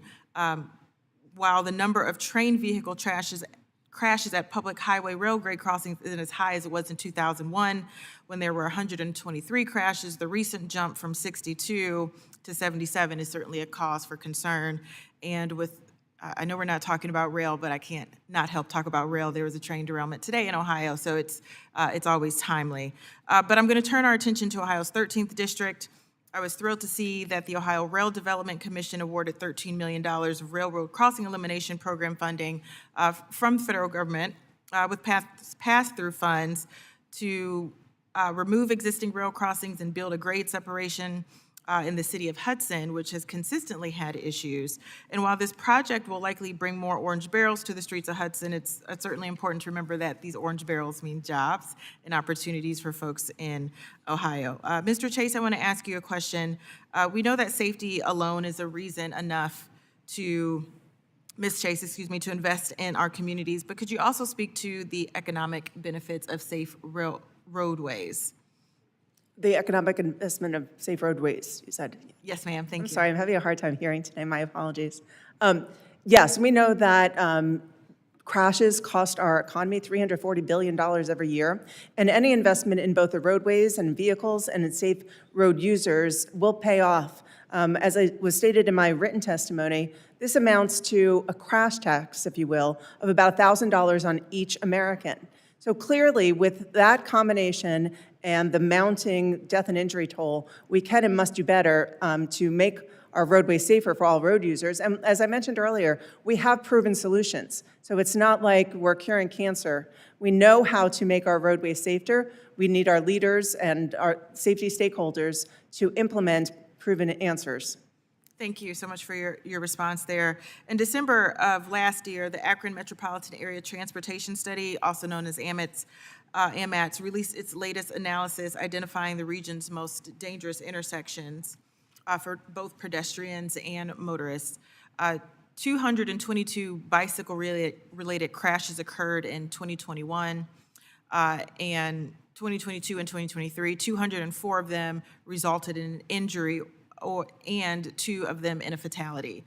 There are 428 pedestrian-related crashes in the same time period, with 89% of them resulting in injury and 31 of them in a fatality. Cars are heavier and larger, and much of the infrastructure does not consider pedestrians or people walking or biking. And to address this issue, I worked with Congressman Carey to introduce Save Our Pedestrians Act, which requires states to set aside federal funds to make our roads safer for everyone, from pedestrians to motorists. Unfortunately, we continue to see a freeze to federal funds, particularly for transportation projects that are particularly important. And I see I'm running out of time, and I'm not going to get to my next question. But Mr. Chair, and to the members of the committee, thank you so much for your consistent approach to safety and the work that you do. We look forward to working with you in this Congress. I thank the gentlelady. Mr. Bresnahan. Thank you, Mr. Chairman. I appreciate this conversation because before I became a member of Congress last month, I was a heavy highway electrical contractor and was a certified PennDOT flagger. So I've seen the risk, inherent dangers of being a contractor. I've been on the road with our crews. We specifically focused on traffic signals and smart electrical infrastructure, CCTV, cashless tolling systems. And every single day that we would do job safety analysis, the first thing every day would be the uncontrollability of traffic on a roadway. And my first question would be for Ms. Norman. This is what you do through crash trucks, attenuator trucks. How have you seen the technology of the attenuator truck, and have you seen or have had any firsthand experience where an attenuator truck did exactly what it was supposed to do? Yes, thank you for that question. I have multiple stories. I would not be able to count the number exactly, where every single time the attenuator truck has done what it was supposed to do. Both the driver that impacted the vehicle and our driver who was driving that impact attenuator walked away from the accidents with no injuries. So. What I think is really interesting is an attenuator truck, in the slang term, is a crash truck. And something that PennDOT requires is somebody to occupy the actual crash truck. We were a part of the Autonomous Vehicle Coalition many moons ago, and actually our company installed the first connected autonomous vehicle system in the city of Harrisburg. Something that we were working on with the committee was utilizing autonomous vehicles relevant to the attenuator truck, where there'd be a chase car and the truck would move through the work zone. So you did not have literally a sitting duck inside of one of these attenuator trucks. Is there anything that we can do in Congress to cauterize or solidify interpretations relating to autonomous vehicles, specifically inside of work zones? Thank you for that great question as well. I don't have the technical experience, I believe, to answer that question, but I do know that ATSA is very actively engaged with that AV conversation, and we would be glad to connect on that as we have been, working on the autonomous vehicles, specifically with the crash attenuators. I think we're going to be moving in a world where there's going to be more and more autonomous vehicles, connected vehicles, and specifically inside of work zones. I mean, whether it's a GM technology or a Tesla technology, we have to remember that they're still computers and they still take away the fact of the human decision, situational awareness. Ms. Chase, you had testified earlier, relevant to the autonomous vehicles and where the industry is heading. Is there, any potential downsides of having more autonomous vehicles on the road that you see? Well, I think the potential downsides, and again, I just want to reiterate it, that Advocates is not pro or against autonomous vehicles. We just want to see that it's done safely. And we believe that the downsides are, if they're put on the roads before there are proper safeguards, that it could endanger the unknowing public. People don't necessarily know if they're next to an autonomous car if it's not obvious from the outside. And I think that as technology progresses, that will probably be even more likely. So I think now is the perfect time for our nation to consider what our policy should be so that it's deliberate and safe. I appreciate this. My last question is for Mr. Hansen and Ms. Chase, relevant to safety-sensitive positions and marijuana specifically relating to these. I think at a prior hearing, we talked about, the fact that alcohol has the ability to detect instantaneous impairment. Obviously, when you are driving an 80,000-pound vehicle over the road, do you have any recommendations for Congress and also with states getting out in front of federal legislation relating to marijuana specifically? Do you have any recommendations or ideas or technologies that we can start to implement that would detect a more instantaneous level of impairment? Thank you, sir. Mr. Chair, members, I think the first and foremost thing that is going to assist us in preventing those tragedies from taking place is oral fluid roadside testing. We can deploy instruments and technology in the field that allows a law enforcement officer to detect recent use of a cannabis product that is a strong indicator that that person may be impaired. So putting those tools in the hands of law enforcement to prevent that from happening or allow them to process somebody who may be impaired is going to be important. Thank you. I think we're out of time, but I yield back and happy belated birthday. I look forward to working with you on the issue, sir. All you have to do is sit on 14th Street Bridge and you can smell all of it. Mr. Nadler. Thank you, Mr. Chairman. Mr. Wilcox, the condition of our roads and bridges is a critical component of roadway safety. However, according to the Federal Highway Administration, over 42,000 bridges are rated as poor, including over 1,600 in my home state of New York. Furthermore, the 2016 U.S. DOT truck size and weight study found that thousands of interstate bridges are unable to accommodate 91,000-pound trucks, which is 11,000 pounds above the current gross vehicle weight limit.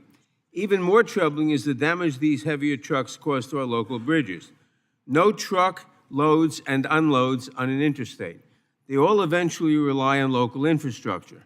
A recent study by the Coalition Against Bigger Trucks showed over 70,000 local bridges would be put at risk by 91,000-pound trucks, and the cost to replace and repair these bridges would be over $60 billion. In New York, there are 945 bridges put at risk by 91,000-pound trucks, with an estimated cost of more than $1.3 billion to bolster them to heavier truck configurations. This cost burden is an unfunded federal mandate that in the end, local taxpayers will have to foot the bill for. Commissioner Wilcox, does the National Association of Counties have a position on the current debate on heavier and longer trucks? And would these bigger trucks cause more damage to our nation's bridges, creating an unfunded mandate on counties and ultimately on taxpayers? Thank you, Representative. Yes, the National Association of Counties has been very consistently against the heavier trucks for exactly the points you've made. Bridges and roads are not set up for that weight currently. Without a corresponding allocation of those billions of dollars from the federal government, we would not support raising the limits for those very reasons. As you say, nothing gets from point A to point B without leaving the federal system and crossing a county or city street and bridge. And bridges are a big issue, as you pointed out, and continue to be both just for heavier trucks or for regular traffic. Thank you. Mr. Hansen, in your testimony, you expressed support for the HALT Act and requires all new motor vehicles to be equipped with advanced drunk driving detection technology. The Insurance Institute for Highway Safety estimates that when fully implemented, this law will save over 10,000 lives a year. Clearly, this is a game changer for public safety.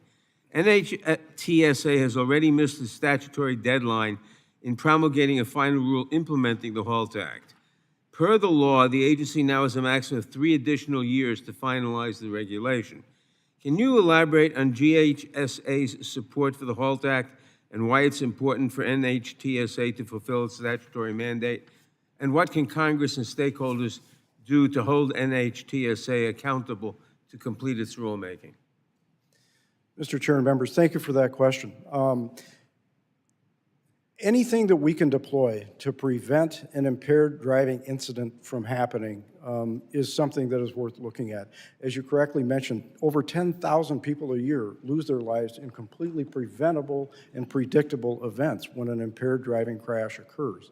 And so the technology, as I testified several minutes ago, in the DADS program is mature. And what we are hearing from manufacturers, that they could have this ready to go by the end of 2025. And so it is something that needs to be looked at from a safety perspective. I think you correctly characterize this as a game changer. Anything that we can do to keep an impaired driver off the road is going to be something that's important. I think as far as our ask from Congress is, it's quite simple. NHTSA has existed for about 8 years without a senatorial confirmed administrator. And without an administrator, there is a lack of leadership. And I think by getting a confirmed administrator in there who is safety-driven and who is willing to push these initiatives forward and embrace these new technologies and the innovation that goes with them, that we can get these things over the finish line. And this is just one example of the technology that can exist out there that will make a significant difference on our road, sir. Have you talked to the senators as to why they haven't? I don't have a good answer for you there, sir. Okay, thank you very much. I yield back. Mr. Taylor. Thank you, Chairman, Ranking Member, for holding this hearing today, and thank you to our witnesses for their testimony and insight. Bring that microphone a little closer to you. Oh, sorry. Any better? Yes. Okay, sorry about that. As a third-generation business owner in the concrete industry, I know firsthand how important it is that our highways, roads, and bridges across the United States are safe for commuters, citizens, and businesses. Drivers and workers on our nation's roads deserve to be safe, and I look forward to working with members of this committee to implement meaningful legislation and policies that make our roads safer for all. As Chairman Rouser mentioned, according to NHTSA, a disproportionate amount of traffic fatalities occur in rural areas when compared to the percentage of the populations who live there. I appreciate your dedication to the challenges rural communities face, Mr. Willix. Do you believe that current federal safety programs adequately address rural safety needs, or do they tend to favor priorities more aligned with urban challenges? Thank you, Representative. You know, we're making progress there, but again, it's what works in Wyoming doesn't work in Texas, doesn't work in Florida. So more flexibility in those dollars so that we can be more creative at the local level and accountable, and I think accountability is important. So strides have been made, but again, I think the more flexibility we have at the local level, I mentioned dust control. That's not eligible right now. There are other things. We don't have a ton of pedestrian interactions in a rural state, but it was mentioned in an inner city, that's a bigger deal. So more flexibility in the reauthorization would be beneficial. Thank you. You talked a little bit about streamlining the permitting issues, and we talked a little bit about the maybe getting better funding for rural projects, but are there other specific steps that we could take in the upcoming surface transportation reauthorization that would help rural communities? Yeah, I'm a broken record a little bit in the flexibility, but Mr. Hansen even mentioned that, you know, the reporting requirements they're doing, the reporting requirements on grants. If you're going to have a grant system, which I think is incredibly valuable in these programs, sometimes in a rural community, the commissioner is the person writing the grant and trying to implement the grant. And I've been told it's just a checklist. Well, the checklist was 15 pages long. If we can simplify and still have that accountability so that more rural communities and, quite frankly, any county can apply without having to staff up, that would be beneficial. You talked about hundreds of pages of reporting for some of the safety. Anything we can do to reduce those while providing accountability would be valuable. Thank you. I think both sides of the aisle can agree that the United States is facing an infrastructure challenge. Across the United States, citizens drive on unsafe roads and bridges that are awaiting federal dollars to repair. While Congress can fund infrastructure projects for decades, problems in our supply chain have caused delays in addressing safety concerns.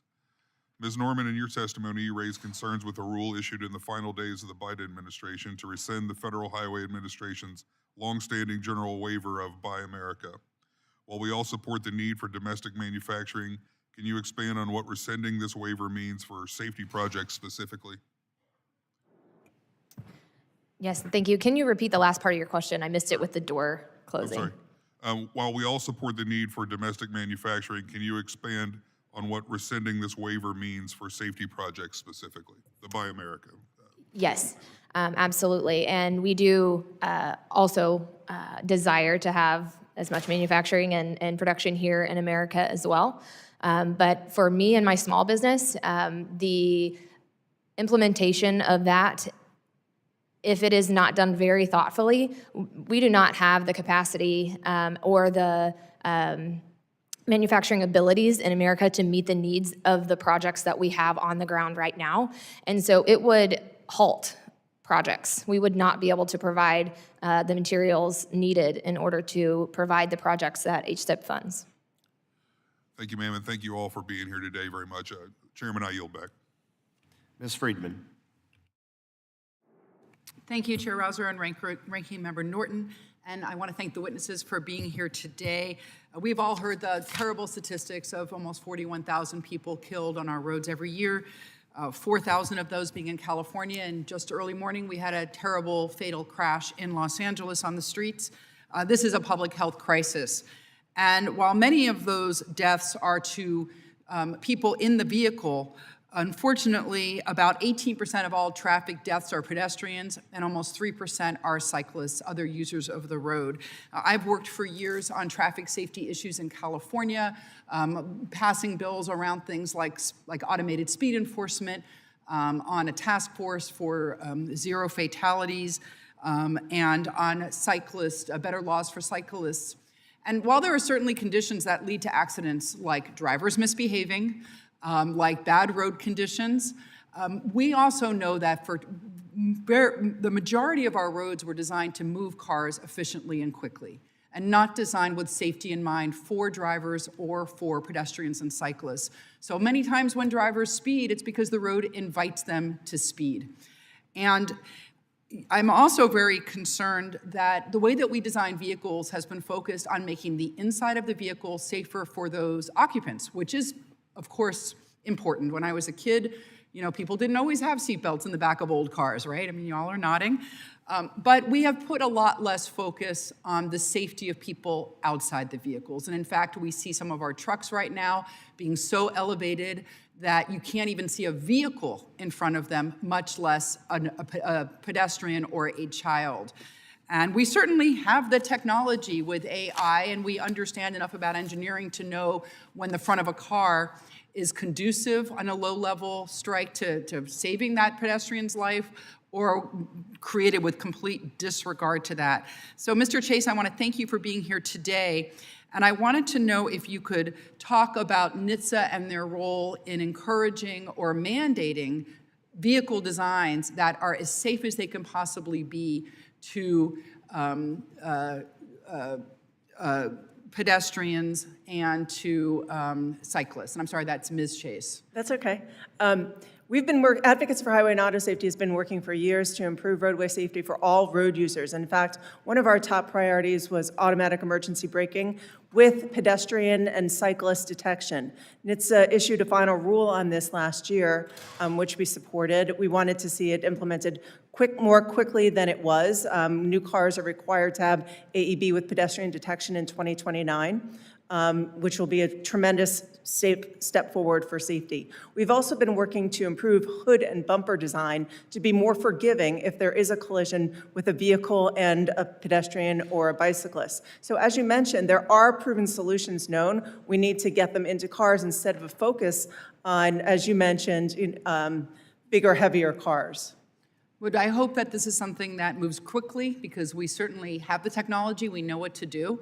And I understand that this is a climate of sort of deregulation, but I think that every pedestrian, every child has the right to walk to school knowing that the vehicles that are passing them are designed with their safety and their lives in mind. And we also know that just because a driver wants a certain type of vehicle, that doesn't mean that it's safe to kind of be out in the world. I'm also wondering how DOT can work to protect pedestrians and cyclists. How DOT is working to protect? Yeah. Well, in the Infrastructure Investment and Jobs Act, there were certain directives to have NHTSA issue rules on, in addition to automatic emergency braking, lane departure warning, and other technologies that are part of advanced driver assistance systems. So NHTSA is tasked via this congressional directive to move forward to require these with safety standards in new vehicles.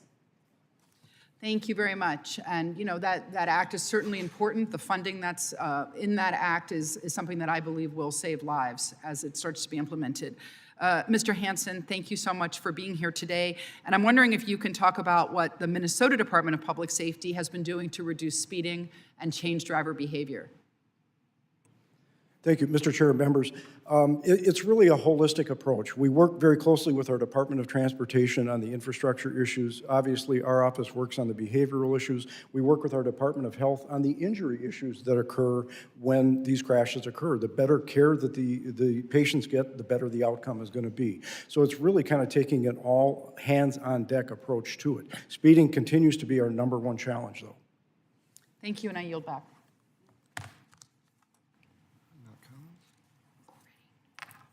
Mr. Shreve. Thank you, Mr. Chairman. Folks, I'm Jefferson Shreve. I represent the 6th District of Indiana. We describe that as the crossroads of America. The district includes 465 Ring Road around Indianapolis, 4 U.S. interstates crisscross the district. As with so many of my colleagues here, road fatalities are disproportionately higher on our rural roads. And as with my freshman colleagues, I'm new at this, and as we jump in and out of these hearings, it's an extraordinary kind of adjustment to figure out who's asked what as you come back in from another meeting. But I was here at the start, and there were a couple things that piqued my interest, and so if they're not redundant, I wanted to hop around just a little bit. Mr. Willicks, Wyoming. I spent a little time there at the University of Wyoming doing a range management program. I was, as Mr. Hansen said, one of those young males who are prone to going fast, and I love that at the time in Wyoming on some rural roads, I don't think there were posted speed limits. Certainly that would play into issues of highway fatalities. Is that the case still today? Are there any states in our union where in certain rural areas you can go about as fast as you want? Thank you, and go Pokes. Representative, in Wyoming, the statute is if it's an unposted road, there's a speed limit that applies. So it's 55 or 45, so there's a statutory limit. But a lot of roads are unposted, partly because of the daily traffic. We haven't posted them because it's not valuable, but you bring up a point that the reflectivity standards of signs went up about 12 years ago. That increased the cost of signs 20%.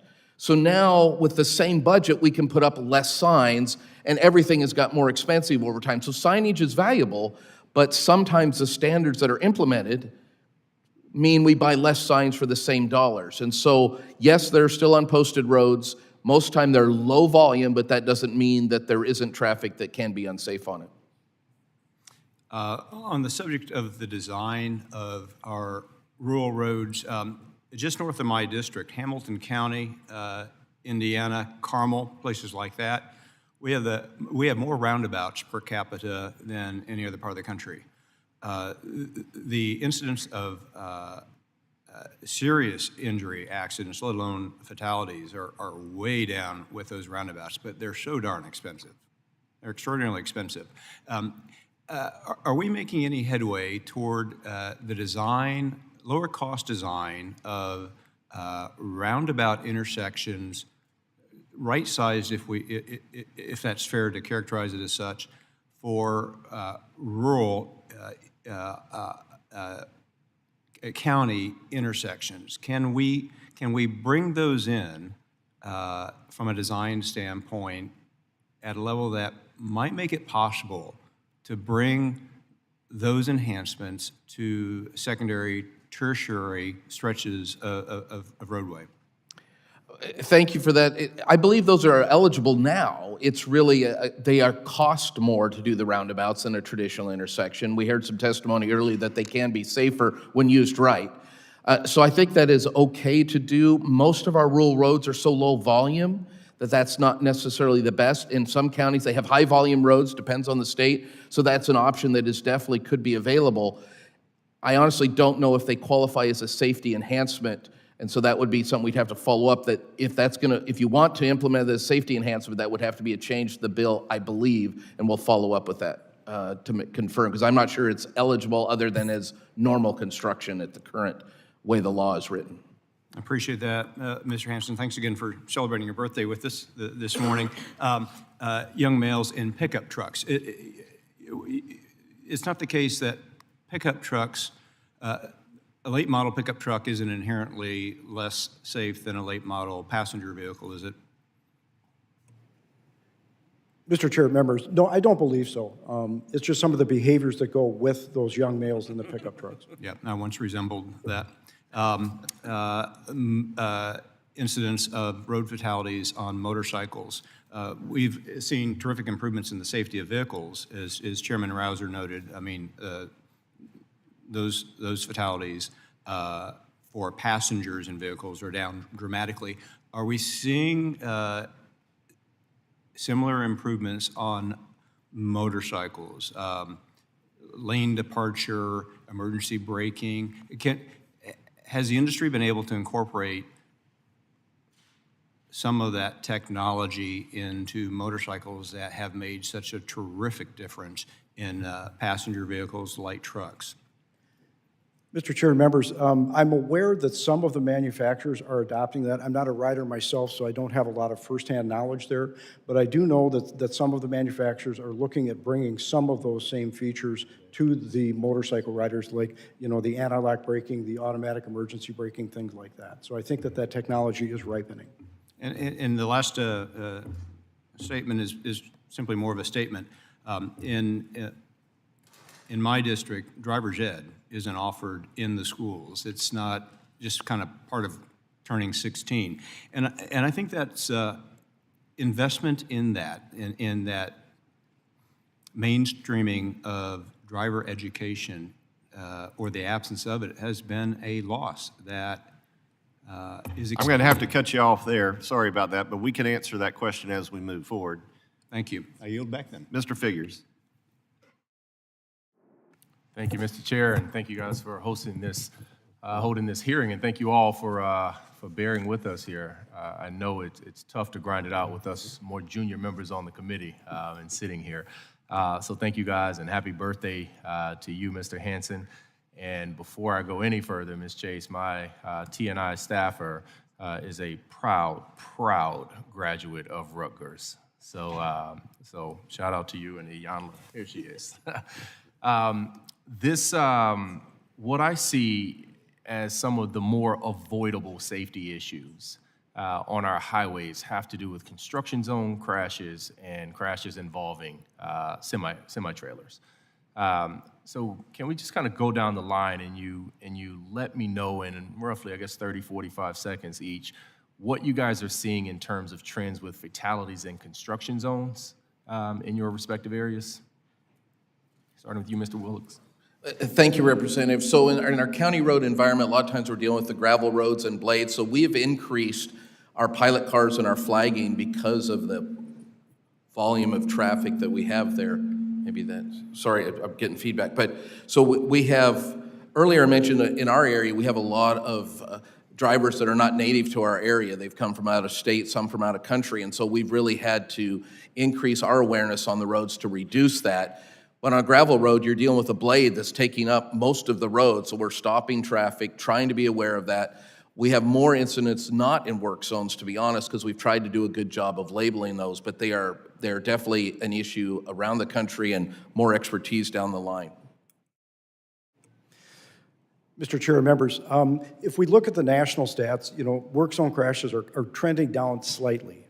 However, what I can tell you on my personal experience is when they do happen, they're horrific because there is a lot of things, especially when they involve a commercial vehicle, and we've had some challenges with that. I think one of the biggest things that we can look at to continue to improve that is some of the in-vehicle technology we've talked about, that automatic emergency braking, things like that. But I think we can also look at better ways to inform drivers about what they are about to encounter, using digital alerting systems and different avenues like that to actually get that warning into the cab and not just make that a stationary sign on the side of the road. So I think there are ways we can continue to improve those. Thank you so much for that question. Very personal to me, with 127 team members across Oklahoma that work in those work zones every day. I would say that what we see personally is an increase in distracted driving and the lack of awareness to slower work zone speed limits. We have had recent incidents where, despite the number of devices that are placed to the federal and state standards, drivers are still, for whatever reason, distracted or otherwise, coming into and intruding into our work zone where our workers are standing and working and performing their job every day. And so a continued investment into HSIP is so vitally important because we need to continue to lean into the new technologies that are there in cab, as have been mentioned, alerting drivers that there are workers on the roadway, as well as new technologies roadside that we can use to protect our workers in forms of barriers and items such as that. And Ms. Chase, you can just take the balance of the time. I think that in addition to what said by everyone else, which I agree with, because a construction zone basically is a person's workplace in the road, and they're exposed and they need to be protected. So as I mentioned earlier, automatic emergency braking with pedestrian detection will help that if a car is careening toward a construction zone, as has happened, the car will stop itself if the driver doesn't do that. So we need to be improving AEB to address different types of scenarios like that. So we need to improve construction zone safety as well as vehicle safety in order to make those areas safer for the workers. Thank you. I yield back. Mr. Collins. Thank you, Mr. Chairman. Ms. Norman, I want to give you a little bit of who I am first. I'm in the trucking business, so, and I like to tell people that, especially when we're having meetings like this, because, you know, my office and my employee's office is not inside a building. I mean, we make our living out there on the highway and on the interstates, and I can assure you that 99.99% of the trucking companies out there want to be the safest and be the best on the road. We want to get home to our families as well as everybody else. And last summer, I had the opportunity to tour Sunbelt's asphalt plant in my district, and then we went out to a work zone and actually did a safety video that we released out there to help people understand how important it is, because we want those people to get home safely too. And if you just take a look, say 2023, there were over 42,000 workplace accidents that happened in work zones. There were over 1,000 people that are out there trying to improve our roads and build them that died in 2023. So we need to take a hard look at what we can do. And I guess my question is, what can we do as a committee with the next highway reauthorization bill to support state efforts on work zone safety? I mean, are there certain educational or enforcement efforts that we might can get behind and support? Well, thank you so much for that question. I would echo that the states are doing a wonderful job of raising awareness. They each have work zone awareness programs that are making a difference, and I think this committee can continue to support the states in doing that, and it does make a difference. Our workers do need to be able, they are a vulnerable road user that is often overlooked. Yes, ma'am. I can't read. Is it Mr. Wilcox? Willix. I was listening to your testimony and talking about rural roads there, and it's something that's bothered me. I live in a very rural section, but unfortunately, Google Maps found our road, and we have a lot of traffic that comes down that road now. And the first time they'll come down through there, they'll be nice about it. But then, as recently as over the weekend, I saw a vehicle pass a vehicle. Now, you know, we've got kids that play on the road, even though we're only one of 3 houses on there. What are some suggestions that can be done? I've even asked for speed bumps to be put on our road, but you can't do that because from what I understand, 911 may need to come down through there. But I don't know if you offer any, or Mr. Hanson, if y'all have any suggestions on how you can look at these rural roads and the way Google, or the maps, you don't want to just say Google, but maps have put you on the map. Thank you for that, and I laugh a little bit because we love the mapping service, but it now has opened up areas. When roads are closed, we've had to pull trucks out of places they never should have been because the map says they are open. It's about drivers' education and appropriate sight, not through traffic. Kids, you can only do so much to educate a driver. If a driver is not going to be smart, nothing we do is going to change that. We try to do it at the front end. But I think it is working with our state DOT is actually trying to work with some of the mapping companies. So when roads are closed, we also close the county roads so people don't get in unsafe situations and bad weather. Right. For your situation in the normal weather, it's education and signage is the most we can do. Law enforcement. And I would just add to that, going back to that toolbox that we can draw from. The first tool that is effective is traffic law enforcement. Along with that, education and outreach, as well as things like dynamic speed signs that draw people's attention to how fast they're going. And it's not just on their dash, it's on that flashing speed sign that they're going by on the road. They have proven to be effective. How long that effect lasts, you got to move those things around so they don't become noise. But that the enforcement component can't be forgotten. Thank you. I want to make one last comment too. As someone that runs a little over 100 trucks out there, I've tried those automatic braking systems, and we pulled them. They're not fail-proof. If you're ever in a truck doing 65 miles an hour down the interstate, loaded 80,000 gross, and all of a sudden your truck just slams on brakes, and you don't know anything about it, and there's no reason except for the bridge ahead or the construction flashing sign, then you'll understand that these things are not foolproof, and we don't need these mandated until they are, because the car behind you, they don't know what you just slammed on brakes for either, regardless of the fact you may be hitting the windshield of the steering wheel. So they're not foolproof, and people don't understand that these things actually are hurting more than they're helping right now.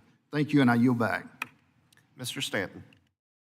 Thank you very much, Mr. Chairman. Thank you for all the witnesses for testifying today. I'm heartened that the last two Congress members, both Democrat and Republican, have focused in on roadway safety for those who work in the roads, construction workers, first responders, towers, et cetera.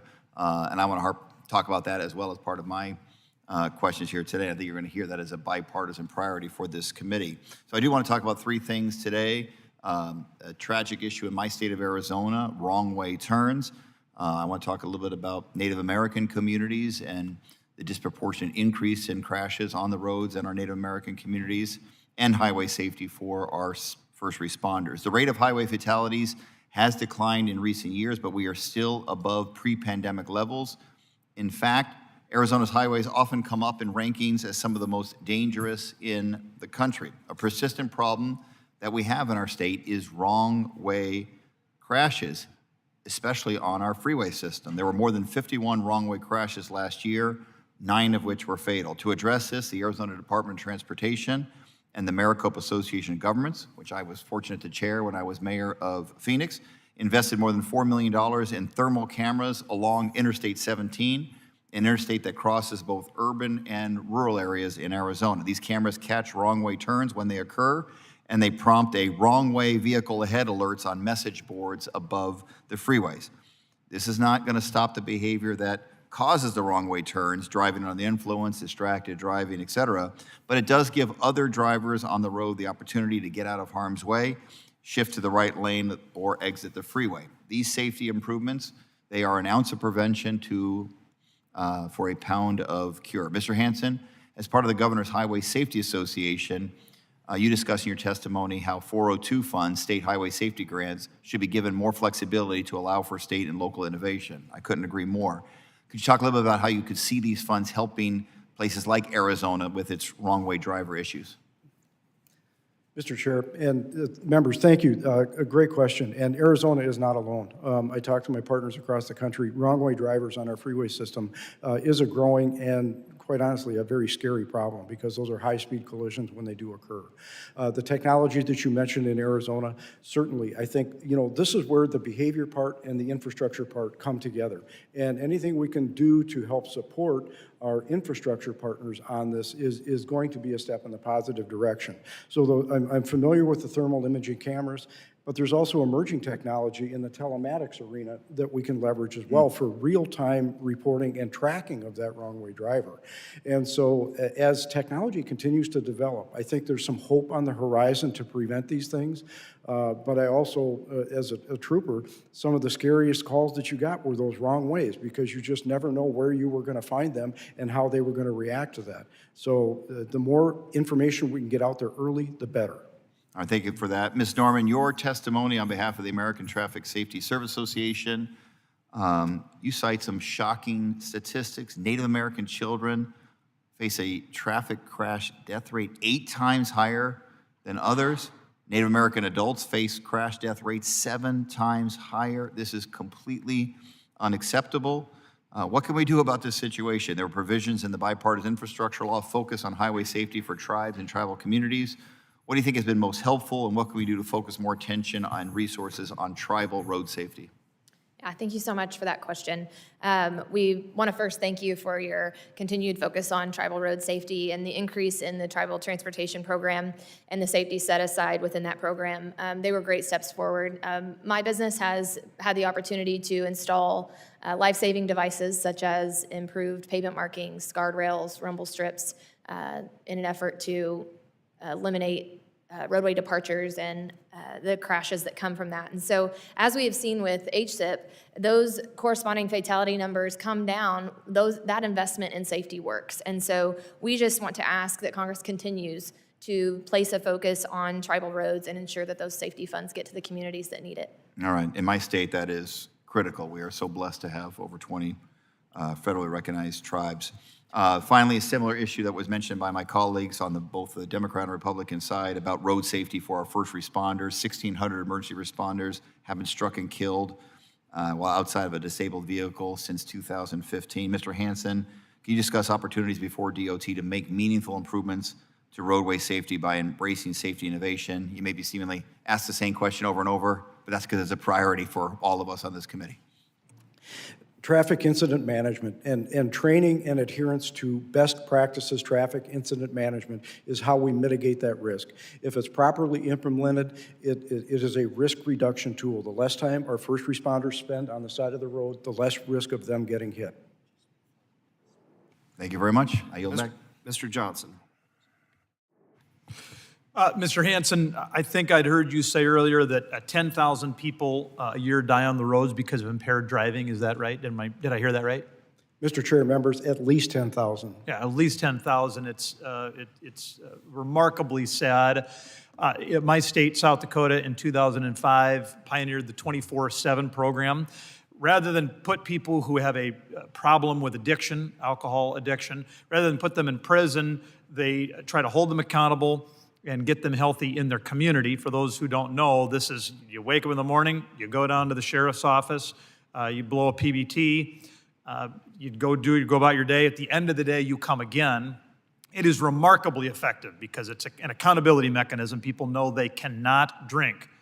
And this goes on for a series of months. It changes their behavior. It has a 99% success rate. And even after they're off the program, the recidivism rate for those on the program is much lower than it is for those who do not participate in the 24/7 program. My Act, the Sober Act, would expand the reach of that kind of program by incentivizing other states to set up something similar. So any reaction to that program? Are you aware of literature that does indicate it's successful, either in South Dakota or in other states? Mr. Chair and members, this is a great topic because I think the emerging thought line when it comes to dealing with impaired drivers and reducing that recidivism. Minnesota, we face a 40% recidivism rate. 4 out of 10 will reoffend. Programs like 24/7 Sober that I'm familiar with in South Dakota, I believe North Dakota also, very successful. It's also very closely linked and related to our DWI court program and to intensive supervision and screening for those who find themselves arrested after making that fateful first choice. And so it's a solid program with a proven track record, and it does bear looking at from any perspective, really. And one of the things that I like about it, again, it works. That matters. If it didn't work, everything else I'm not sure anything else matters. But when you put people in prison, all too often, of course, they're going to lose their job. All too often, they're going to lose their family. They're going to lose a lot of these really important connections that help them, that are going to help them stay clean once they get clean. 24/7 allows that treatment to take place in the community, allows them to be held accountable, to have those accountability mechanisms in the community. What about other programs? What else has worked to reduce impaired driving? Well, certainly high visibility enforcement, I couldn't ignore that. When I started in law enforcement, I'll date myself, in the early to mid 1980s, over 50% of the fatalities that we attended were alcohol related. In Minnesota now, we're writing about 30%. So the enforcement and high visibility events have certainly contributed to that. But I think beyond that, addressing the underlying issues that lead to either substance abuse disorder or addiction or these repeat offender problems that we have. The 24/7 program, the DWI courts, the quick intervention programs where somebody is screened for not only chemical issues but mental health issues when they come in for that first court appearance, so that the proper and customized recovery program can be built for them. These are the keys. A one-size-fits-all doesn't work for impaired driving. And as we stare down at an increasing drug-impaired driving issue across the country, this is going to become more critical. And I would say to my colleagues, part of the reason so many of us on both sides of the aisle like federalism is that it gives us 50 laboratories of democracy to try to figure out, how do you keep those roads safer? How do you save lives? How do you get people clean? And in South Dakota, we have a laboratory of democracy that has developed an evidence-based mechanism that really works. And I would call my colleagues' attention to the SOBER Act. This is an opportunity to add rocket fuel to those state-based efforts. Let's get people clean. Let's save lives. With that, I would yield back. Gentleman yields back. Mr. Carvajal. Thank you. I will just say to my colleague who spoke earlier, and then there are some of those labs that are way underperforming. Having said that, Mr. Willox, more than half of the states have established a state infrastructure bank. My understanding is that Wyoming is one of those states. From your perspective, how have infrastructure banks helped cities meet their infrastructure needs? And if there was a federal infrastructure bank, how can we model this to anticipate some of the future needs in transportation? Thank you. Grants are an important part of how you can do the big projects. And so through Wyoming, it works through what we call our SLIB, which is a grant program, and the 5 statewide electeds help manage that. What we need is that combination of grants for big projects and direct funding for regular projects. If we don't have the eligibility and the ability to go after grants that can help us with the large projects, many small, underpopulated, or underfunded counties won't have the opportunity to do those projects that are larger in scale and that can be funded through that grant method. So it can work. Again, flexibility is the key. We can't have the box too small. The box needs to be flexible enough to work for New York and Wyoming and Florida and California. Thank you. Mr. Willox, counties and local governments are major owners of our nation's transportation system, owning about 45% of all public roads. While the bipartisan infrastructure law created additional funding opportunities, a constant issue that I hear from my local stakeholders is that they would like more certainty in federal dollars that they are eligible for. Can you talk about the advantages and disadvantages of creating a dedicated funding source to directly allocate resources to local governments for the improvement and maintenance of local roads and bridge infrastructure? Well, thank you again. And it goes back to we need both. Direct funding is wonderful, but if you're a small county with a small population, the formulistic number is going to be smaller. A blade costs $500,000 now. If the formula gives you $100,000, that's still 5 years to gather it up. So direct funding is always valuable. Consistent funding is valuable. But between continuing resolutions and priority changes between the 5 administrations that I've run and 9 Congresses, there is some uncertainty there, but I think the blend is what's important. We want grants for the larger projects and direct funding for that regular maintenance and ongoing activities. Thank you. This question is for the whole panel. My office just met with one of our local MPOs from my district, and we discussed the uncertainty of this administration's repeated directives instructing the Transportation Department to freeze critical federal dollars. From talking to other stakeholders in my district, I know that these actions have created chaos throughout the federal government and uncertainty for the communities and industries that rely on federal programs. Today, I am interested in hearing from you. Can you each talk about how uncertainty in federal funding and project delays caused by funding freezes impacts the organizations you represent? Thank you, Representative. I think it goes back to my last question. Uncertainty is built into the system. It's a political system. In my time, we've seen uncertainty from administrations. We've seen uncertainty from Congress. CRs create as much uncertainty as anything. So we are used to it. We would love to have certainty all the time, but it seems like every 2 or 4 years, there's some uncertainty built into the system, and we'll deal with it. Thank you. Mr. Hanson? Any pause in the funding that we depend on in the state highway safety offices potentially could have a negative impact on traffic safety. We would just simply ask that in the event that there is some type of a pause, that the issues or concerns are quickly identified and that the funding stream is restored. Thank you. Ms. Norman? Thank you. That's a wonderful question. In my experience as a small business owner, I can tell you that it affects us very directly. When there is uncertainty with funding, projects are often halted. If you can imagine, as someone who has orange devices out on the roadway, anytime that funding is halted, those devices have to remain in order to keep the traveling public safe. And so when we have those uncertainties, that's a very small example, but in a more large example would be we have to make million-dollar investments into equipment to be able to provide these life-saving infrastructure projects. And we cannot confidently do that when we have funding freezes and things like that. And so ASSA is looking forward to working together to help us everyone come together to make sure that we have long-term stable funding for these life-saving projects. Advocates for Highway and Auto Safety does not receive any federal grant funding. However, I agree with what Ms. Norman just said, that the stability to safety grant programs is essential, especially at a time when our roadways are experiencing historic highs in fatalities and injuries. Thank you very much. I'm out of time. Mr. Chair, I yield back. Mr. Knott. Thank you, Mr. Chairman. Members of the panel, thank you for being here. I wish I had more than 5 minutes. This has been very interesting and stimulating. Mr. Wilkes, I want to start with you. Coming from North Carolina, there's a lot of need in my district, where we are the proverbial small town America that is receiving dozens and dozens every day, people moving out of the bigger cities into these local communities. And I want to touch on a point that you raised earlier, the need to streamline the delivery of dollars and real results to the taxpayers, to these programs.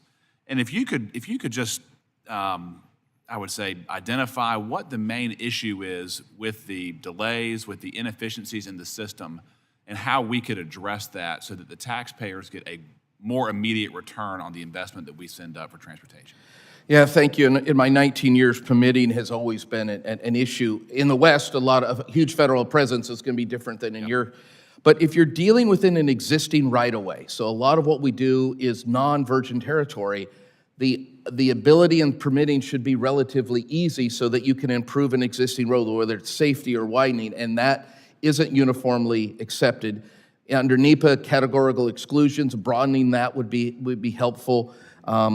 BLM and Forest, different administrations have different focuses on different things. And then if you're doing grants, and Mr. Hanson wrote to it, if you're going to apply for a grant, let's make it simpler, easier to comply with. Application is easy. It's actually when you get the grant that is harder. So anything we do to simplify that, make it easier to do would be valuable. Would you say that the issues arise from overlaying or overlapping regulations, or is it inefficiencies within the delivery system? How would you pinpoint the root problem? Yes. It's a little bit of everything. You know, sometimes it's overlapping jurisdictions. Sometimes it's just the boxes you've got to check to get through. I wish there was a simple answer, and that's why it's not easy to simplify. But we have to trust our local government partners. And if we don't trust them, then say that. But don't say we trust you and then make you jump through 15 hoops. Trust local government. We're elected to represent our people and be good stewards of tax dollars. It seems like the perverse incentive is it consolidates all of the approvals in Washington. And then there's all types of justifications for the delay at the cost of local needs and certainly towns like North Carolina. I also want to talk to you just briefly about disaster-related needs to rebuild. If you could pinpoint any kind of solution to, there's a disaster that wipes out a road, how can we better deliver a federally funded recovery project in those instances? Fortunately, I haven't had to deal with one directly, but all the recent instances have made us think more about it. I think the key is to make sure we don't have to jump through too many hoops so we can be quick. Yep. Speed is what's important, accountability is important, but you can't do it without federal dollars. We need those federal dollars when a disaster hits a county, so we need the flexibility to implement it without jumping through too many hoops, waivers of some of the requirements so you could sole source when necessary without doing the bidding, and some of that exists. But it is a challenge to blend that. You generally got the state involved, but continue to make those funds available, allow the flexibility and speed to be able to respond. Great. Mr. Hansen, just briefly, in regards to the last, I would say, 5 years, there's been a fairly unprecedented assault on law enforcement, on local law enforcement especially. What effect has that had on road safety and the ability to protect the roadways? Thank you for the question, and Mr. Chair and members, it's had a negative effect. Law enforcement is taxed in ways that I could never imagine when I worked in the field. Agencies are critically short-staffed, and when they're critically short-staffed, oftentimes the first thing that gets cut is that traffic unit. 911 calls have to be answered, I get that. But traffic enforcement and traffic safety activity is as much a part of any public safety strategy as policing is. And so we need to continue to rebuild the ability for agencies and the ability for communities to understand why traffic safety is important. Thank you. Mr. Chair, unfortunately, I'm out of town. I yield back. Mr. Kiley. Thank you, Mr. Chair, and thank you for holding today's hearing on a very vitally important topic that probably doesn't get the amount of attention that it deserves when you consider the fact that we still have 40,000 fatalities on our roads every year. This is one of the leading, if not the leading cause of preventable deaths in this country, and these are tragedies that strike folks of all backgrounds, of all ages, and happen suddenly and cause, cascading amounts of grief for those who are close to them. So it should be a absolutely leading priority of this committee and of our government at all levels to do everything possible to reduce these tragedies. And I was reading through all of the testimony for today's hearing, and there's a lot of great work being done by your various associations. I was a little surprised that autonomous vehicles were barely discussed at all, maybe a couple times in passing. I believe a couple of the witnesses mentioned that there will continue for the foreseeable future to be a mix of levels of autonomous vehicles or levels of autonomy within vehicles that are on the road, which is undoubtedly true. But I would think that for a hearing that's focusing on safety, this would be a little more of a focus given the clear evidence that we see right now that those autonomous vehicles that are on the road are indeed improving safety. For example, Waymo, which has been operating in San Francisco and Phoenix for some time, recently started operating in Los Angeles and is expanding, I think, to 3 other areas in this coming year. Data shows that over 33 million miles driven in Phoenix and San Francisco, the Waymo vehicles have had 81% fewer airbag deployment crashes, 78% fewer injury-causing crashes, 62% fewer police-reported crashes. There was a study done by an insurance company that found that with Waymo autonomous vehicles, there were 88% fewer property damage claims and 92% fewer bodily injury claims. Likewise, Tesla is probably the other leader in this space and has what it calls its full self-driving capability that's available for a fee to millions of Tesla owners and has been improving quite rapidly recently. Their data shows that there's 1 crash per 7.08 million miles driven. Actually, that's just with autopilot engaged, which is about 10 times more miles driven per accident as folks who are driving unassisted. And keep in mind that this is the worst the technology is ever going to be. It's iterating rapidly. It's going to get better. It's going to get safer. And it holds the vast potential to reduce the the number of fatalities on our road to really minimal levels. So I guess my question, and I'll just throw this out to any witness who would like to answer it, is shouldn't encouraging the adoption of autonomous vehicle technology for more drivers, especially as the technology improves, not just be one facet of our transportation planning, but really be a major imperative of U.S. transportation policy? Thank you for the question. I'll take the first shot at it. Advocates supports proven technology such as automatic emergency braking and other advanced driver assistance systems that we know, based on research from the Insurance Institute for Highway Safety, the National Transportation Safety Board, and others, will in fact save lives. While I agree with you that autonomous vehicles are improving based on the research that we have seen, it's still a small comparison compared to the larger driving set of how much people are driving on the roads. So while we see promise, we want to make sure that the promises offered are delivered, and we believe the way to do that is through transparency, accountability, and regulation. Mr. Hanson. Thank you for the question. As my friend, retired Colonel Matt Langer would put it, technology will eventually save us from ourselves, and we're getting there. Autonomous vehicles will eventually make an incredible difference on our roads. I would agree that we're not quite there yet, and I think the thing that is lacking is that overall federal guideline that everybody follows, much like the Federal Motor Vehicle Safety Standards as applied to connected and automated vehicles. That's the missing link that we really need to look at right now. Can you just expound a little bit? I know you're short on time on what that should look like. I'm sorry. Could you just expound a little bit on what that should look like? Much like if you look at the transportation system and the regulations that surround it, the National Highway Traffic Safety Administration and the federal government, they cover the vehicle part of it. The states then have their traffic safety laws. If you look at how traffic safety laws developed in the early part of the 19th century, every state had their own code. Many of them conflicted with each other. Well, the federal government had to step in and develop a more uniform code that all of the states would abide by, and then the feds took over through NHTSA, or whatever the body was at that time, the design parameters and the safety parameters for the vehicles that use that infrastructure. Thank you. I yield back. Ms. Gillen. Thank you. Mr. Hanson, in New York, more than 30% of fatal crashes are alcohol-related, which is unacceptable. In 2023 on Long Island, more than 220 people were tragically killed in car crashes, and Nassau County has been the second deadliest county for car crashes in 6 out of the last 10 years. Long Islanders should not have to take their lives into their hands every time they get behind the wheel. As a law enforcement officer, what do you need to be able to increase safety and crack down on drunk and reckless drivers? I'm sorry, I couldn't quite hear the last part of your question, ma'am. So what do you need from us to help us improve safety and crack down on drunk and reckless drivers on the road?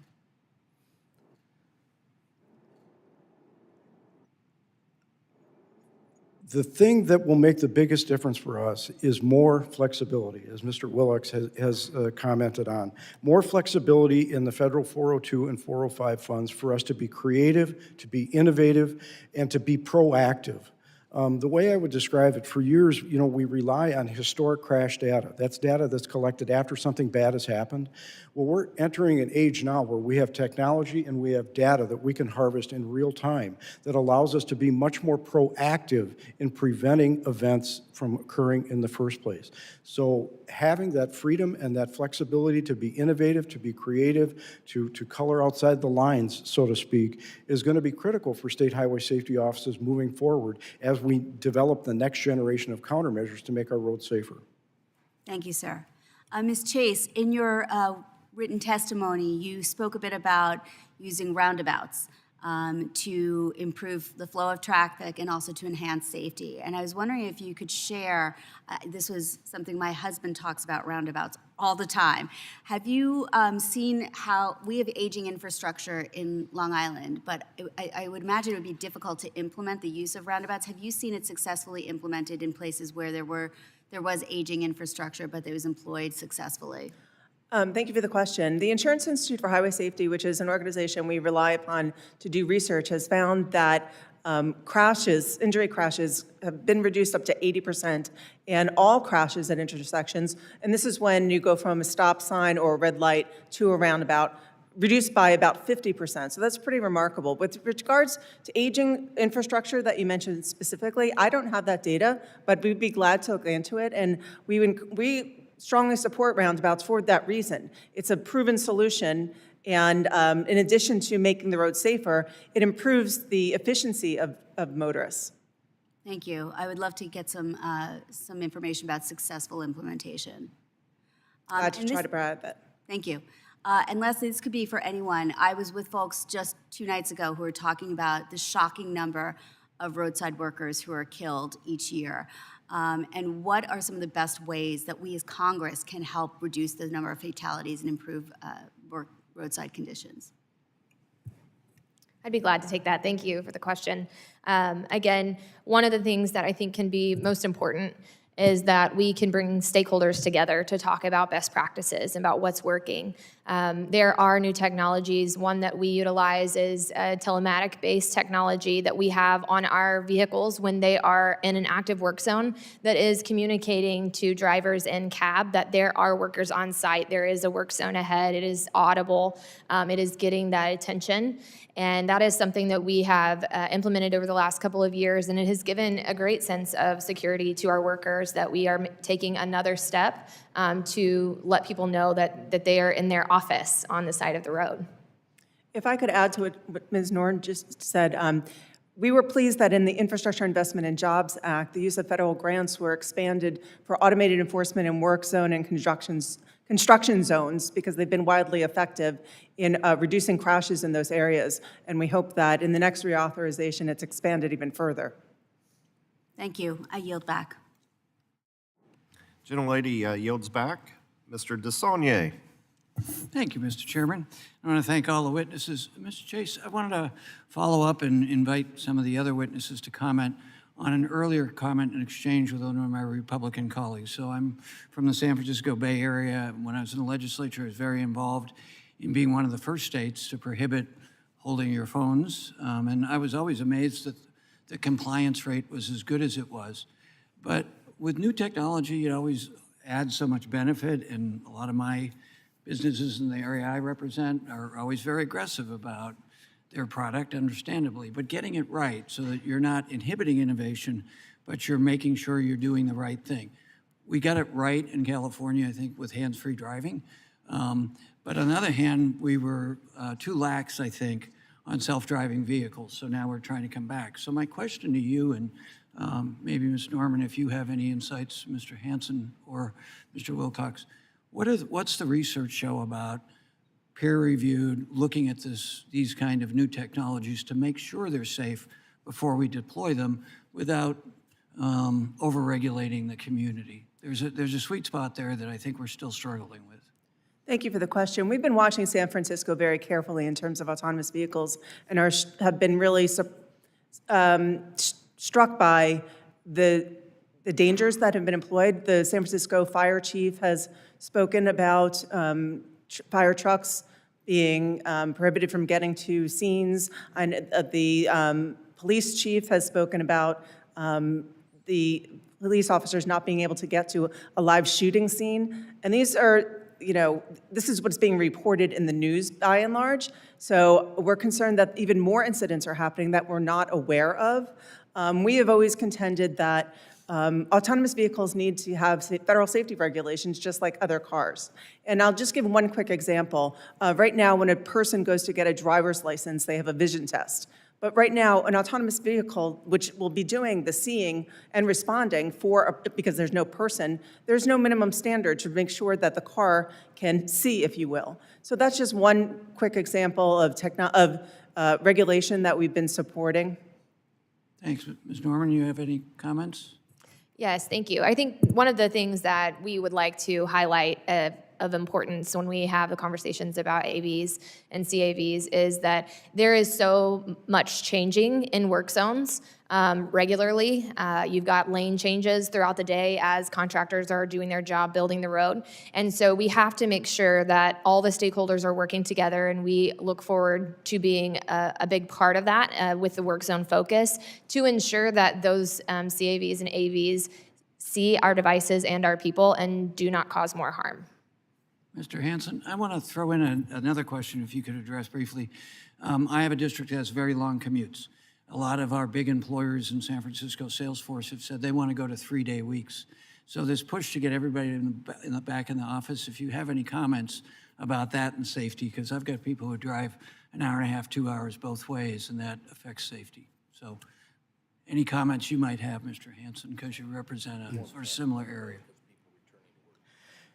Certainly, as traffic volume, traffic volume increases, the problems on our road does increase. You know, what we saw when 2020, when COVID arrived, and the roads emptied out, you know, we fully expected to see a significant drop in the fatality rate. Well, in fact, contrary to historical data, we saw an exponential increase in the number of fatal and serious crashes that were taking place. And this was across the country. And it was really led by speed. And the way I've kind of put it out there before is there was a lot more lane space for folks to use and, quite honestly, to abuse. And so the problem is some of those bad behaviors that manifested themselves at that time period have continued now. And even though our VMT, or the number of vehicles on the road now, is higher than it was pre-pandemic, we're still seeing people drive in extremely reckless ways. Mr. Wilcox, any observations from NACO on either of the questions? Well, you know, in rural areas, we've always returned to work because he could not. But I do think it's about the traffic and human behavior, and I do think Mr. Hanson was correct. There are times that people got lazy because there was less traffic on the road, so I think that's important. I want to go back to autonomous vehicles. There's a big difference between rural autonomous vehicles. A gravel road and autonomous vehicles are not, the standard has not been created for that. An urban environment is. But let me give you another point that's interesting on autonomous vehicles.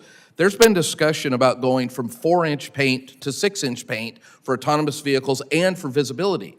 That's 50% more paint that local government has to put on the road. There's a cost associated with the safety improvements needed, not just for autonomous vehicles, but that visibility, and we can't lose sight of that as we look at that technology enhancing and moving forward. Thank you all. Thank you, Mr. Chairman.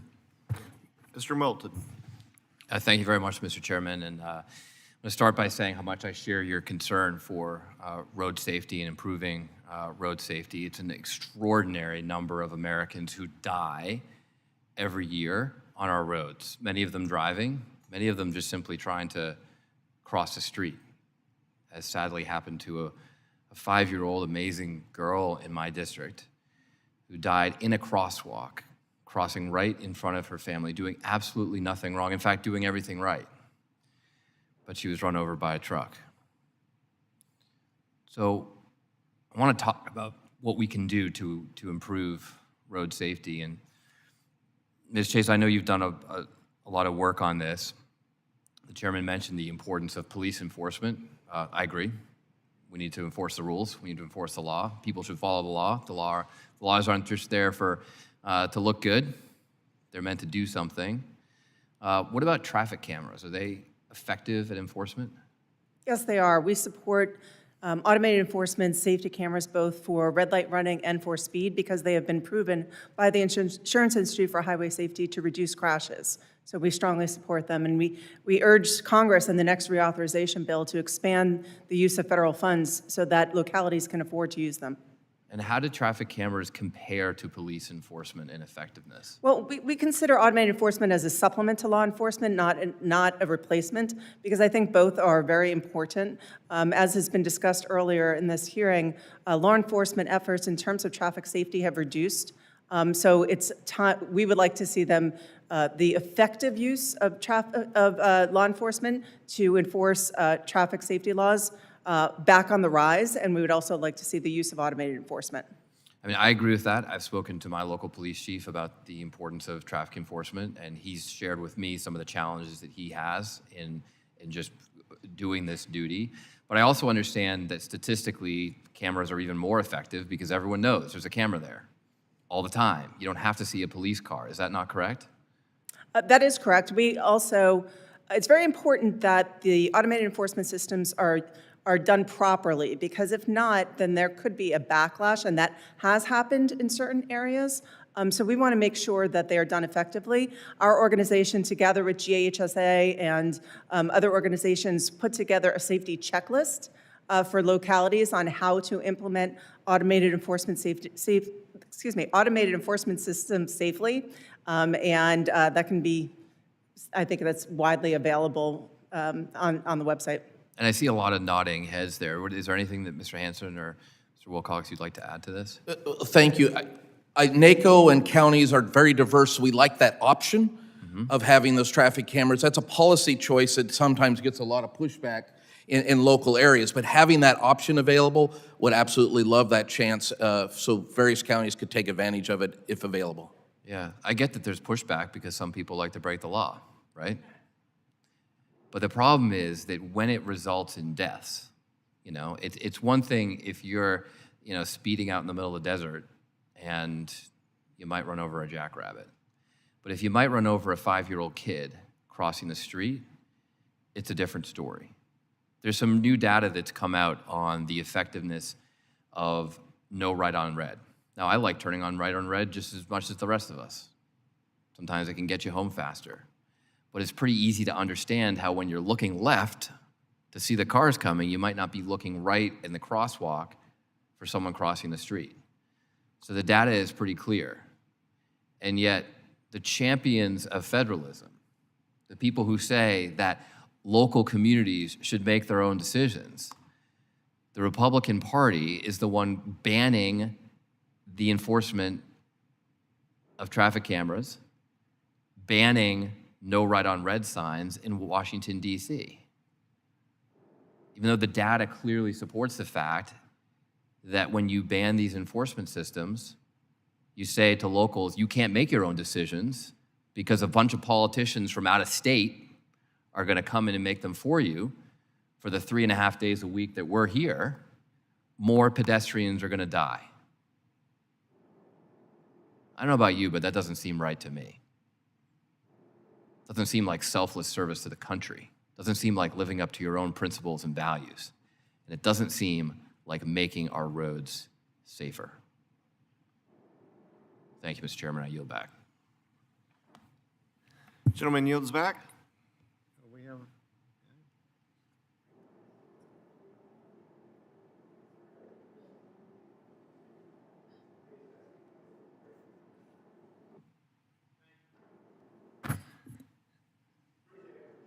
The chairman recognizes Mr. Cohen for 5 minutes.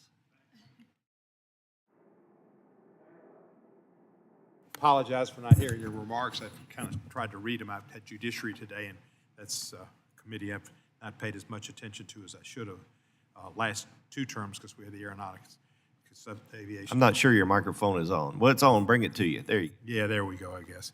Let me get my remarks, and we'll get going. Thank you, Chairman Rouser and Ranking Member Norton. Roadway safety is a national crisis, and it is, and we've talked about it. And Congress must act decisively in the next surface transportation reauthorization bill to implement life-saving policies. One of the things I've worked on has been complete streets, and as I'm sure you all know, complete streets reduces fatalities. It makes people who are pedestrians and bicyclists or whatever they do, the little green things that look like Vespas or something without motors, have more safety when they're on the streets, and that's important too. Memphis has got a whole lot of pedestrian deaths, and it's so sad. And we could fix that with plannings and better design streets and walkways instead of designated walkways. So we need to do things about that and help people. And we've had some declines in deaths, but 40,000 people died in motor vehicle crashes in 2023. That's motor vehicles, so that doesn't include all the pedestrian deaths, of which there are thousands and thousands. Proven solutions exist to help us try to reach goal of zero roadway deaths. Well, that's not going to happen. But if we can get it down by half or a third or whatever, we strive for that as a goal, but realistically, we'll do what we can do. we've got certain bills that I've introduced. The DOT Victim Safety Advocate Act to ensure crash victims and their families have a dedicated voice in transportation policy. And they should. This is a devastating thing to their families. They lose family members, never get over it, and they should have the right, and we can learn from them, and they can be the force that drives legislation that can save people's lives. Complete Streets Act, which I just discussed a little bit, design roads to prioritize safety for all road users. The School Bus Safety Act implemented essential protections for our children, such as seatbelts on school buses. I've seen so many kids killed in crashes in school buses, and seatbelts, I think, would save lives. I know there's problems of chairs 90 degrees and they go back and all that, but the seatbelts work, and I think they would be helpful. I know there's battles between local governments that want to spend the money and the seatbelt people, et cetera, but the kids' lives are at stake. The Stop Underrides Act, which came to me from a constituent whose child was killed when the car went underneath a truck. It would prevent horrific underride crashes that claim lives of too many Americans. So many cars can go under trucks, and then I think my staffer is going to go crazy when I say this. He's not going to go crazy because she's a very stable and good woman. But Jane Mansfield, that's a child, I remember that. Underrides can be devastating and kill people. Additionally, the bipartisan infrastructure law created critical programs, including the Safe Streets and Roads for All program, which has demonstrated local communities can reduce traffic fatalities when given the necessary resources. I look forward to our discussion, which we've already had, on how Congress can further advance these critical safety initiatives in the upcoming transportation safety bill. So thank you, and I yield back the balance of my time. Gentleman yields back. Seeing no other members that have not already spoken or wish to speak, the hearing for today, well, let me back up and let me just thank our witnesses for your great testimony. Very informative subcommittee hearing, and it wouldn't have been so without you and your contributions. So thank you very much. Seeing no one else, this concludes our hearing for today. Subcommittee stands adjourned.